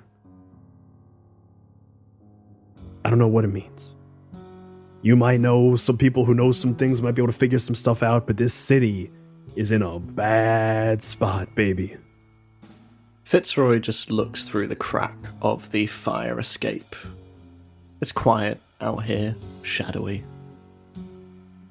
Inside it is all noise and smoke and jazz and beautiful unlife.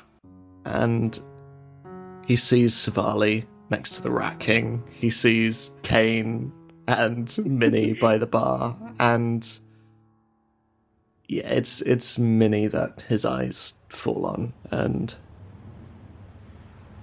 tomorrow, best guess I can give you.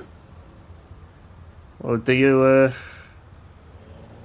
need a hat stand to rest on for tonight, or? That's very kind of you. I wouldn't mind if you can put me on the head of someone interesting. I can kind of walk them around the city or something. Oh no, just the person. You know any like actors or something? I'm trying to get fedoras more popular. If I can get fedoras in a couple more movies, one of those picture films, I think people might stick them around a little bit.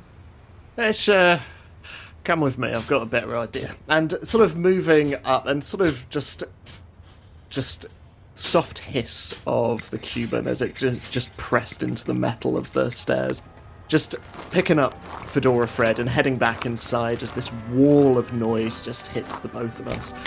And heads on over to Savali and just slips Fedora Fred into the hands of the Rat King and says, I think you dropped this, mate. Rat King looks at it and goes, thank you kindly. This is a fine little hat right here. Pops it on. All of a sudden you see the Rat King go like very stiff for a moment and then kind of settle back in. And you hear the Rat King's voice kind of like mixing with Fedora Fred's voice. And now I've committed to that action. You did. I heard myself now do it. Hey, buddy. Whoa, this is a new sensation for me. Fuck yeah. And you see him just kind of like dancing, and all the rats are kind of like the rats inside the amalgamation are also dancing.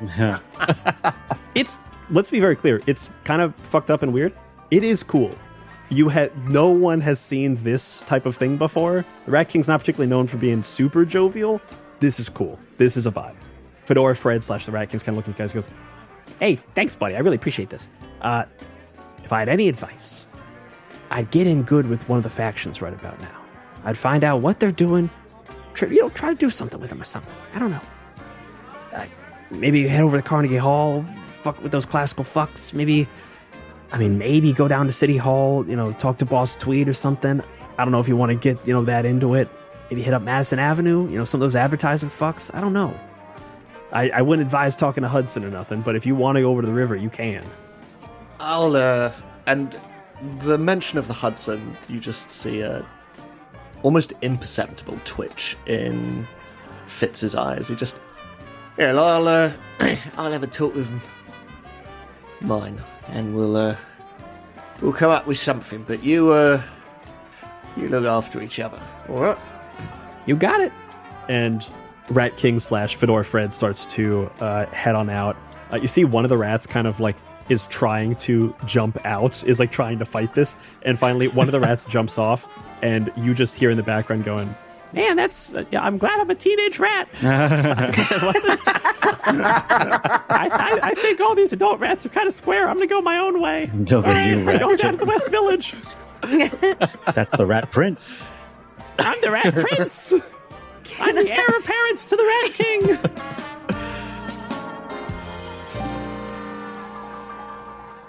Can I say that kind of like as this is done, Minnie has hopped behind the bar. Yeah. And has a bunch of glasses laid out and is like, Kane, Savali, come here. I want to try something. Have a seat. Sitting. Kane is behind the bar, so just kind of standing right beside you as well. Yeah, you can help hand me stuff. Get me a bottle of Cab and the Merlot and... We are clearing out the bar, right? That's the plan, as they get all this. Well, yeah, but that's not for this. That's just in general. Oh, and so she's going to make a little flight, and then the last one in the flight is going to take a little flask from her own Garda, and she's going to pour in some of that thick red wine that she got from a guy she met. And Savali, I just want you to, like, give him a try, see what you think. Okay. These are all different types. I got the one I gave you earlier that you really, really liked. Loved it. I got another kind of port, and I got like a bunch of other things that you could try. And I kind of just want to see, like, if you pick up on maybe some of the notes and like some of the things that you think you like about it, so that we can maybe figure out what your palate is. Yeah. You know? No, this is great. Yeah. Yeah. Savali takes a sip of the Cab first and is like, it's kind of bland. Doesn't really taste like much. Don't really like this. Takes a sip of the... What's another wine? That's it's it. just Cab. Merlot. There's a Merlot there. Sips the Merlot and is like, it tastes like feet. I don't really like that. As you take a sip and you are rejecting them, I'm handing one to Kane, one to Fitzroy, Just down it. one to me. Yeah. And then takes a sip of the thick red from a guy. The port. I'm sorry, the port. Takes a sip of the port and is like, this is just perfect wine creation. I think the guy you got this from, he made it himself, you said? Oh, I mean, that's I technically, crazy because like ports are supposed to be made in like Portugal or something, right? Or like that's like why they're called ports. Either way, if it's not made in Portugal, it's just thick wine. Yeah. You know, it's not too sweet, even though it should be sweet as a port. But this is just perfect. You don't even taste the alcohol. So interesting. Okay, so you did pick up on that. It's okay. So no alcohol flavor, but like, are there any other differences you notice in like texture? Tastes a bit fatty, maybe like almost what like I would imagine a cheeseburger would taste like. Maybe some ketchup. Yeah. And Savali, as you're contemplating the notes of this port wine, you are indulging in a passion, though you don't quite know it yet. Can you gain D3 pulse for me and also 1 chaos? Yeah. We're just ramping up that chaos. So unintentional. Can you also select one of the prompts for me from your passions, one of your passion prompts? Yeah. I rolled a 5, so that's 3 pulse, correct? And then plus 1 chaos, motherfucker. And then picking a passion. I think we're gonna. Wow, these are all kind of negative. Yeah. I'm sorry. Do you think this game is supposed to get better as time goes on? Do you think things are supposed to get good? One of your stats is chaos, my dude. We're gonna go with fuck. Can we make trouble for a faction? Yeah. Tell me, do you want to pick a random faction? Would you like me to tell you the factions and you can pick which one? Ooh. Tell me the factions and I'll pick which one. I think Savali is not necessarily aware of the factions in New York City, but I think Fitz, Kane, and Minnie, maybe to a slightly lesser degree, is very aware of these main factions. And these are the conservative undead in New York. The main factions are Tammany Hall, which is a brutal and effective political machine that occupies many levels of government. This is like where the phrase stuffing a ballot box comes from. They are experts in electioneering, in bribing, in election tampering, in corruption, led by the undead now, Boss Tweed. There are the stockbrokers of Wall Street, who are exactly as you think. When you are this old, you can bet very, very long. And they do so. There is the advertising firm of Margino and Bain, which is an advertising agency dealing with exclusively undead clientele. Because advertising isn't just kind of like mind control, it is mind control. There is Carnegie Hall and the classical archivists of Carnegie Hall, who are music snobs, who hate jazz music, hate popular music, only want to control classical and orchestral music in the city. And then there is Hudson of Hudson's River, who is a stink spirit or some kind of pollutant spirit that is, for all intents and purposes, the Hudson River. And finally, there is the sixth family that lives beneath 5 Points, the neighborhood of 5 Points. They are comprised entirely of members who have been killed from the wars of the 5 mortal mob families. Savali, you would not be aware of this. Kane, you are particularly aware of this. You've seen this happen. Some of your parishioners have been taken in by the sixth family. And you can spot a member of the sixth family from a mile away. And that's easy, because no member of the sixth family has a shadow. Whoa. Oh, interesting. Wait, let's fuck with those fuckers. Yeah. Are we sure? I'm down. Let's get their ass. Me, the player, 100% fits right. Nah, man. Kane, 110%. Savali has no idea what she's doing, so she's so game. Savali, you see a very eager-looking young man walk in, a very nice, crisp suit, 3-piece, double-breasted waistcoat, single-breasted coat, very nice, like white with like very thin pinstripes of like black, maybe like navy. It's tough to tell in this light. You don't immediately notice as he walks in, there is not a shadow casting off of him. But what you do notice is that he looks around the bar, sees you, and immediately rushes towards you. Savali, rather than telling me how you pissed this guy off, can you please tell me how you already pissed off the sixth family? Yes. So turns out that Brian from before was one of the live sixth family members, and I didn't know, and I convinced him to fight Kane, and now he's dead.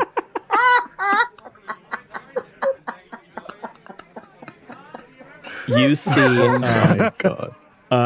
a man you have never seen before. Kane, you know this man as Seamus. He is the like middle main son of Don Estrazio, the Donna of the sixth family. Rushes over to you, immediately grabs you by the lapels and lifts you up, like shaking you. You know what you fucking cost us, mate? Do you?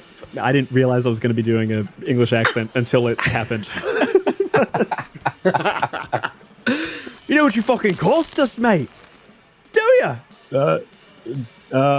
Me? I did what? Brian was the best fucking stockbroker in this city. Do you know how much money you just cost us? Just because he wanted to get his such rocks a puny human. I don't know. Yeah, puny human, puny arms, because he's sitting at a desk doing the work of the sixth family. I didn't kill him. Kane did. And I point at Kane. Immediately grabs Savali and chucks her towards Kane. Savali, you crash into Kane. Both of you kind of like tumble ass over tea kettle over the bar. And Seamus walks forward menacing the both of you. Both of you kind of like crumpled on the ground a bit. And looking over the bar, goes, "You go make this right. You find us a better accountant. And you do it right the fuck away. Because you got a ticking clock. Tick, tick, tick. All right, you understand?" I really don't. Kane will shove Savali off of them and stand up and kind of straighten themselves out. So you can kind of readjust their eye patch a little bit, and they'll look up at Seamus. I think with a smile on their face, but you can tell it never reaches their eyes. Mm-hmm. They look at Seamus and just say, "I'm going to need you to apologize." Yeah. Apologize. To me. Okay. Seamus gets in real close and goes, "Listen, I know who you are. I'm very impressed with your abilities, alright? Not here to fuck with you. Not even here really to fuck with your friend. I'm here to get what's owed to me and mine. You understand?" Yeah, you're scared of me. punches Savali. Fuck. You and I can have it out right now, right here, if you want. It might go well for you, it might go poorly for you. We can find out. Or you can fix the fuck up you made. This little fucker made. Get us an accountant. And they better fucking be good. You understand me? Because what you don't know is you killed a surprisingly important fucking little tiny mortal piece of shit named Brian.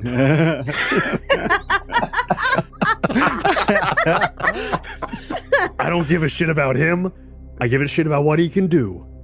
And he's a whiz with numbers. You give me another one of those, we don't have to worry about nothing. You don't, you got a problem. This accent's all over the place. It's Everywhere. I it's love because it. of the undeath. Undead, yeah. Yeah. Kane. Okay, I'm gonna roll to see how composed Kane stays. Go for it. Especially after being talked to like this, I think. Okay, I rolled two ones. Kane is going to throat punch them. Just immediately go for the throat.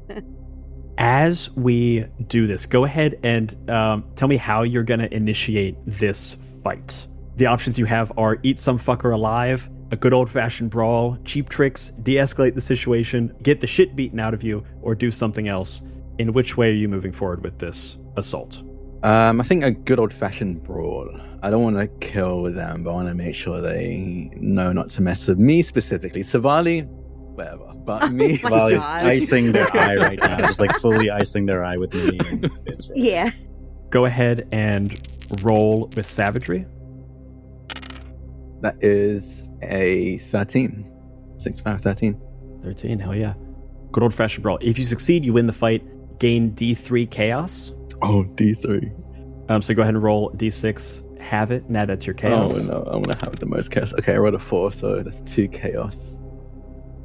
I'm at 9 chaos now. Good old-fashioned brawl. You succeed. You are going to win this fight. Any mortals or undead you're fighting are badly hurt but not dead. And undead you're fighting are injured but not flatlined. So as we pull out of this bar, you launch yourself over the bar at this guy, aiming for the throat in a way that is very primal to your wolf form. Whether or not you turn into that form is unclear as we kind of pull back out of the bar and we hear screams. We hear the crashing around this bar as a massive brawl breaks out in this place. As we pull away, we're going to find out what repercussions come from that brawl. I'm going to move us out of the second phase of this game, Paint the Town Red, and move us into downtime. I'm going to go around to each of you, and I want to hear what you do tonight. This is going to be, you're going to tell me mechanically what you want to do. You could meet someone new, like a new contact. You could investigate a location. You could seek out some new power, form a bond, find a new passion, or do some things to try to control your pulse and chaos. And then whatever you choose, we'll do a very short scene about that, and there'll be some fallout depending on what you choose. I will also remind everyone here that the following phase is consequences. Whoever has the highest chaos will be the most affected by those consequences. So if you want to compete for that one way or the other, I advise this is your last chance to really alter your chaos. So if you feel like, hey, this is a little higher than I want, maybe do something to lower it. Or maybe if you want to have some consequences on you, you can do that. Is there anything I can do to increase my chaos? I want to get it to 10. Oh my God. As we pull out of the shallow grave, we move into this area of downtime. I'm going to go ahead and start with Minnie. Yeah. Minnie, why don't you tell me, what are you doing as this fight dies down? This gentleman from the Sixth Family is promptly whomped and then literally thrown out of the bar onto the streets. What do you do with your night?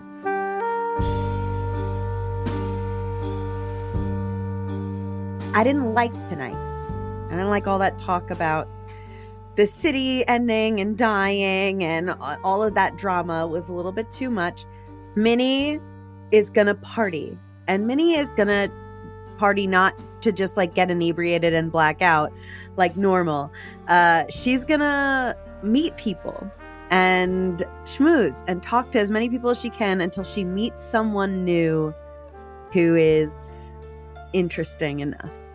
So you're going to meet someone new. Yes. Go ahead and roll me a d12. That'll be a 4? I'm trying to decide how I want to do this. Do I want to just tell you the two people you can meet, or do I want to be a little coy about it? I'm going to be a little coy about it. Ooh. Would you prefer to meet a very inquisitive New York woman, or would you rather meet a very quiet but stylish European dapper gentleman?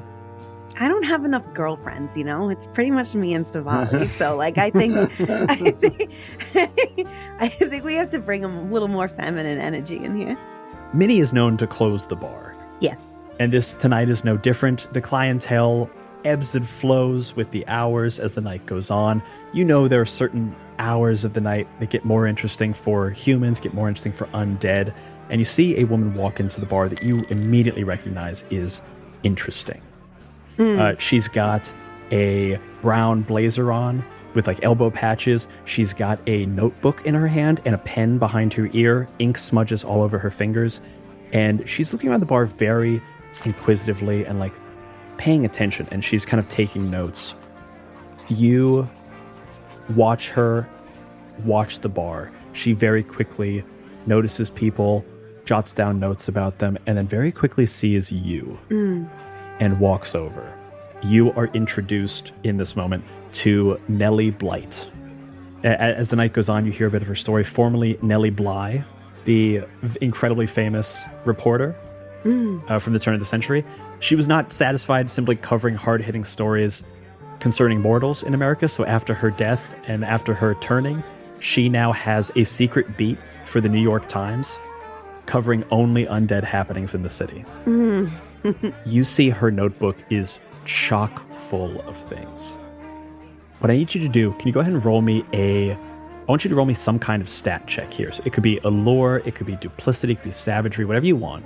And if you pass, you will form a friendly relationship. If you fail, it will be a contentious rival relationship. Yeah. I'm not trying to get behind her back or anything. That's not what girlfriends do. I'm trying to... I just want to ask real nice. Be real curious. Use my allure. Go for it.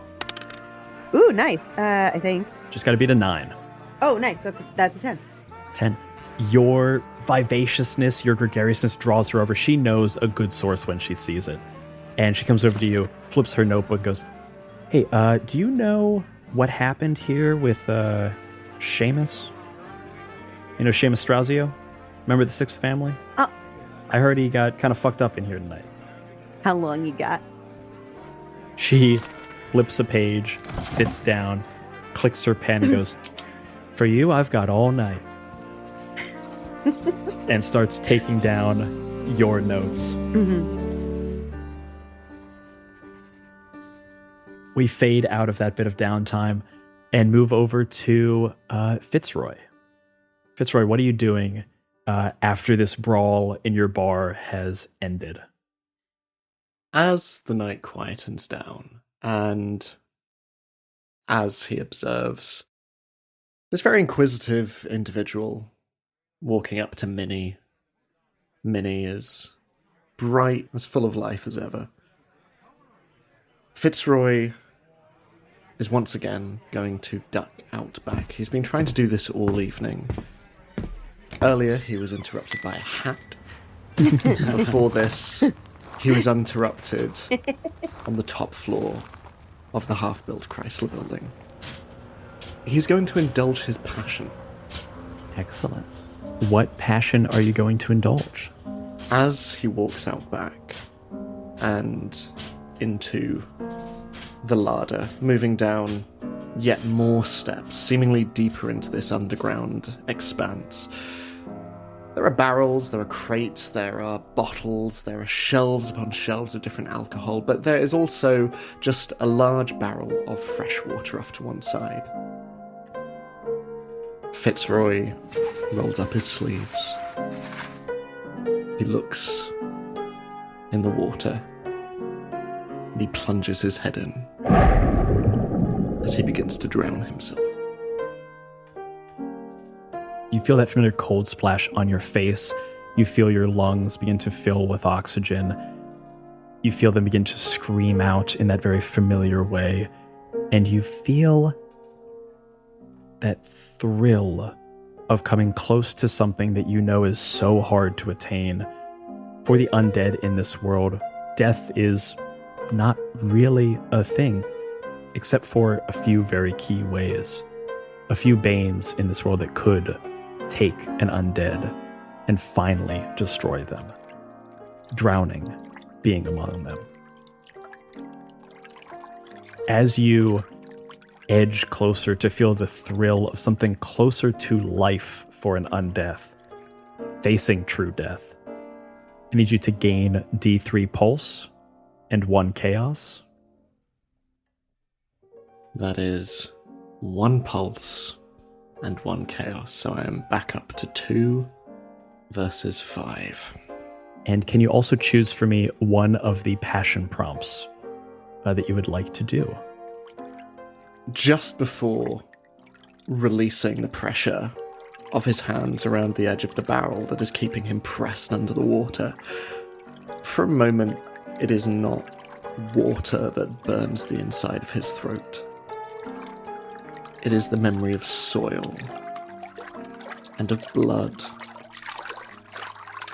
And as he just pushes himself out of the water, and there is just moisture everywhere as he is once again soaked around his shoulders and his neck and his hair. He just wipes his face and thinking back to the altercation upstairs that brought the evening to a rather sudden halt. I think in his mind, he's going to accept a job as he just nods his head and an accountant then. He just wipes himself down and heads on up the stairs.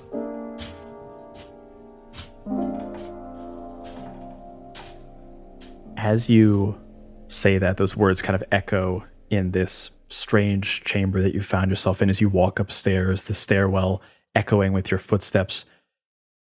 The thing you don't hear is a small, powerful voice deep in that barrel of water. An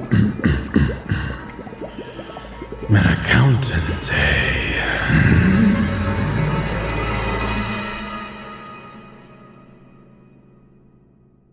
What?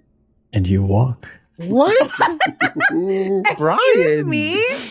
Disney witch? Ursula's in there? Kane, still with blood on your knuckles, possibly even blood on your teeth, depending on how badly you decided to fuck this guy up. What do you do with your night?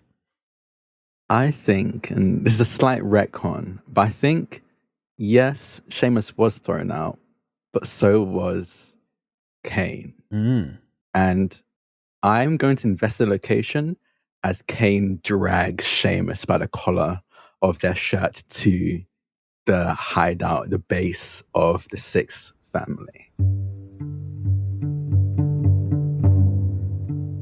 You, very aware of where the sixth family is located, you drag slowly down. What's the best way to get from there to Chinatown? You, with your strong hands, grab this guy by the scruff and drag him south, making your way to the area formerly known as 5 Points, slowly becoming the area that is currently known as Chinatown. And you walk directly to Doyers Street, better known as the Bloody Elbow. A lot of people think it's called the Bloody Elbow because there were a lot of mob-like hits that happen here. It's a very clear choke point. People in the undead community are very aware it has that name for another reason. Because at the very point of this choke point, the very point of Doyers Street, there is a tea house, the oldest dim sum place in New York City, and it is a place where you can imbibe of great food, imbibe of great liquor, and for those interested, people willingly giving their blood. And right in front of that, there is a sewer grate, which, if opened up, leads to the hideout of the sixth family. As you go towards this location, can you make me a stat check? However you want to approach this. And I'll tell you, if you pass, you make a good first impression, and they will become, I think we've already established them as a hostile faction. I'll say they move away from hostility and maybe go towards friendly. If you fail, I'm going to say something very bad happens. Okay. I'll describe what Kane does, and then I'll assign the stat to it as Kane drags Seamus. The entire time, Kane is kind of talking at Seamus, again, not waiting for any response. And as they reach the sewer grate, you kind of catch the tail end of the one-sided conversation of, your skull just doesn't sound the same. As they lift the sewer grate open, and they'll toss Seamus down it, and then climb down after him. And I want to threaten this faction. I want to show them what I did to Seamus and what I'll do to anyone else that messes with me. Oh, jeez. Can you go ahead and roll me whatever appropriate stat check you think? I will ask you to roll it against the odds because you're on their turf and they're already a hostile faction. Yep. I think Savage works because I think Savage is threatening and Savage terrifying. feels right. And you're looking to beat 9. I rolled a 6, 4, and a 4. So it's the 2 4s, and savagery plus 2, so it's a 10. Okay. You drop Seamus down. And you slowly climb down into this area. You see a vast array of tunnels and networks, and right in front of this area is a very large couch with a very large woman with a very large array of photographs on her wall. All very nice pictures, almost like class pictures from school. People kind of like pressed, looking nice. You see Donna Strazio, and you see her looking fondly at all the members of her family. There are hundreds of pictures on the wall. Behind her, you see what looks to be a very dark room. You see, this place is very well lit. It's got a lot of very, kind of kitschy lamps and things. In the back, you see a room that is devoid of all light. You very quickly realize it is not devoid of all light. It is possessed of hundreds of shadows, held as ransom for control. Because in this world, as drowning is a bane that could kill undead, the burning of a shadow can also kill an undead. You drop Seamus down. You see the Donna look at you. What do you say to Don Estrazio in this moment? Again, this is Kane, yes, but they're in a casual priest getup. They're in the white clerical collar, the simple black shirt and pants. But they're splattered with the almost coagulated blood of Seamus. And as they kind of almost kick Seamus, and they look up at Donna and just say, I've been in this city for quite a while now, and I stayed out of all of your ways. I didn't want any trouble. I was having my own fun and keeping out of yours. Not because I was scared of you, I'm not. And again, they kick Seamus. Quite honestly, it's because I was scared of what I would do to you. And now I'm here to tell you that you should be scared of that too. What you've been doing here, this whatever, this faction, this club, this playhouse, I'm sure you kill, murder. I invented it. I started it. If you want, I can show you how to do it, but I can't promise you'll survive. So don't mess with me. Don't mess with Fitzroy. Don't mess with Minnie. Quite honestly, don't mess with Sivali. Because if you do, I'll make sure you meet your maker. And he has plenty to tell you about me. She, holding a cup of tea in her hands, looks at you, has been relatively unmoved by anything, just takes a sip of the tea, sets it down in the saucer, sets it off to the side, slowly hefts herself up, walks towards you with a very blank expression, not giving away too much, looks down at Seamus, this kind of middle child, looks down, picks him up by the face, almost like in a kind of like a motherly, like squeeze the cheeks kind of way, looks at him, turns his face over, sees the carnage that you wrought, and then lifts him up by the face so that he is standing, looks at him and goes, looks at you.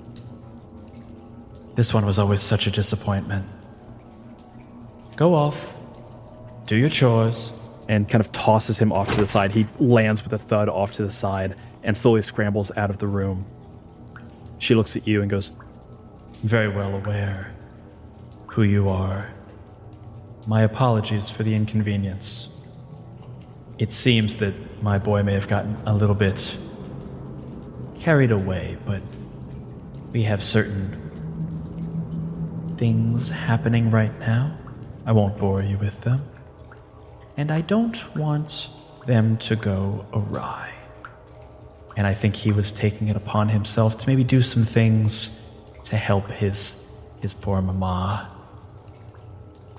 I got to where I am by knowing the friends to make and the enemies not to make. Can't say that I know who any of the other people you said are. But you get a pass. I don't mean that flippantly. I can only give away so many of these without, losing my own hold on this city, but I respect someone like you. You're not too different than me, and I like that. You won't have any problems with me, just we have some machinations happening in this city. The city is changing. If you were, and I say this not as a threat, I promise you, only as a bit of advice from someone in a similar line of work as you. might be time to move on somewhere else. I hear Chicago's nice. Just a bit of advice. Noted. Hey, I'm always willing to accept some advice. But for now, I have a mass to prepare for. I hope to see you on Sunday, Donna. Always, Father. You can pay me back by maybe tithing. She kind of like laughs and goes, How much do you need for a new church roof? Oh, we love a callback. I think 100 would do.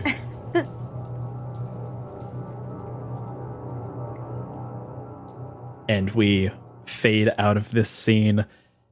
You leave Doyer Street, you move back uptown towards St. Patrick's Cathedral to prepare for your mass, and we see finally Savali. This night has gone a bit interesting for you. You've been attacked by someone you didn't quite know why they were fucking with you. You got thrown into Kane. You were chatting with an amalgamation of rats. A lot of stuff's happening with Savali. What does Savali do in their downtime? Just quick question. Person with the most chaos suffers consequences, right? Mm-hmm. Cool. Sweet. So I'm not. That is Drac. Okay. Good to know. Yes. Poof. All right. Great. I think Savali's gonna live as immortal because they are to them immortal. Hell yeah. Brilliant. So I think, gonna do some classic mortal. But I think like they're doing the thing of like the party's clearly over, like everyone's kind of like gone and done their own thing, and I think she like sees like Kane, like everyone's left, and she gets up and she's like, "Wait, where's God? Where we? It's still so the night's still young. We can still do so many things." And Kane's like leaving, like dragging Seamus out of the bar, and she's like calling after Kane, like, "Hey, Kane, where you going? Can I come? You want some? You want? Can I come?" Kane just growls. Okay, it's cool. It's some vampire secret stuff. I get it. I'm not a vampire, so I can't join. Totally get it. Totally fine. I'll see you later tonight. You want the top bunk or the bottom bunk? All right, you can have the top bunk. That's cool. And then I think Savali then goes to like find where Fitzroy went. Walks in on him doing the like donking his head in the thing. Gets to shit. Just walks out and goes, "Yeah, that ED is tough. That ED is tough." And then finally finds Minnie and is like, "Hey, this is girl time? We're doing girls? We're making a new girlfriend like we said we would?" Minnie is like fully sat in the reporter's lap, like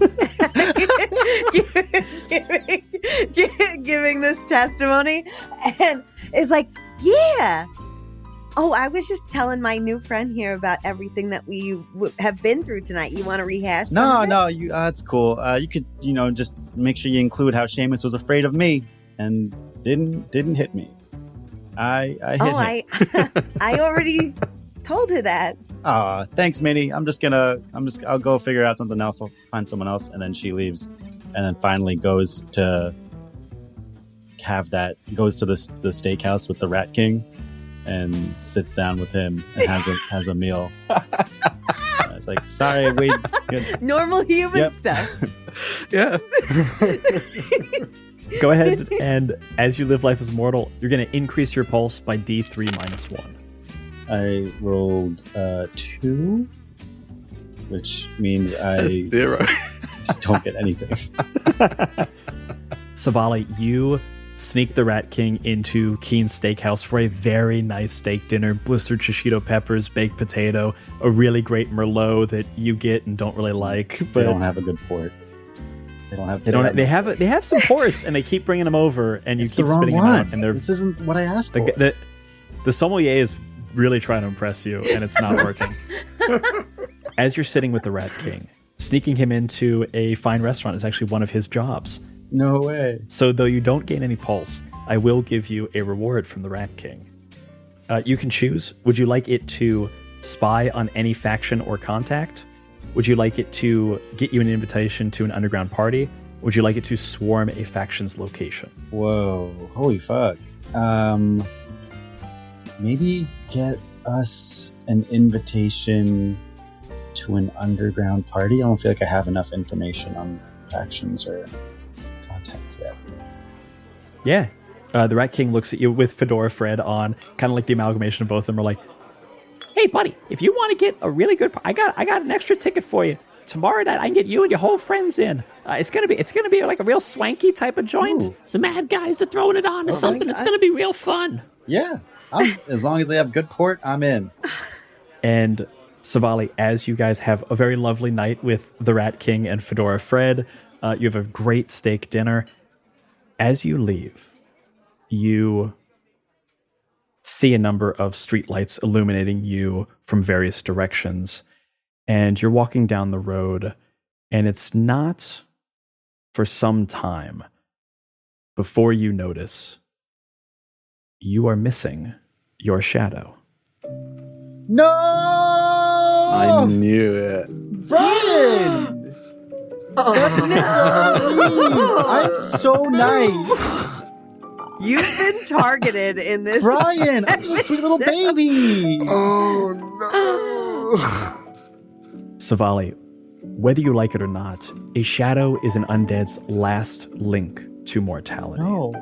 The reason it can destroy an undead is because it's the last thing that remains that makes you human.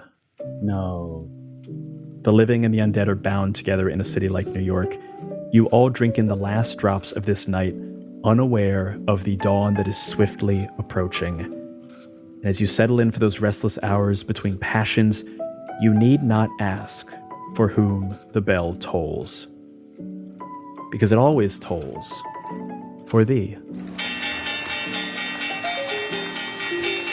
You got my ass. Fucking Brian. Brian. Hell yeah. Amazing. Awful. Brilliant. Sensational. I hate it here. Very excited. Man. Join us next time for some consequences, the start of the Great Depression, and maybe, just maybe, a few more good parties. Bye-bye, everybody. I'm a vampire. Who could have been telling you? Well, he finally figures it out now. This season of My First Dungeon is sponsored by Soul Muppet Publishing. Paint the Town Red is now crowdfunding on BackerKid. Use the link in our show notes to let them know that My First Dungeon sent you there. This season is based on the adventure module It Never Sleeps, written by Elliot Davis and Brian Flaherty. My First Dungeon presents Paint the Town Red features the voice talents of Brian Flaherty, Super Dylan, Chinook Tessera, Draconics, and Edward Spence. This episode was produced by Elliot Davis and Abby Hepworth. Editing and sound design by Brian Flaherty. The theme song, Paint the Town Red, was written and performed by Jay Stroutman. This episode featured music by Behold, and additional music from artlist.io. My First Dungeon is a many-sided media production.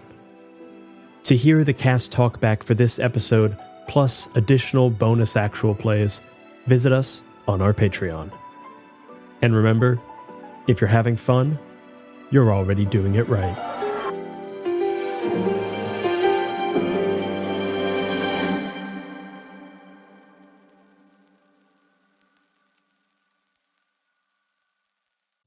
If you're looking for more great gaming content from everyone here at Many Sided Media, you should consider subscribing to the 20-Sided newsletter. It's a free, bi-monthly newsletter for people who love games, make games, and just love making games.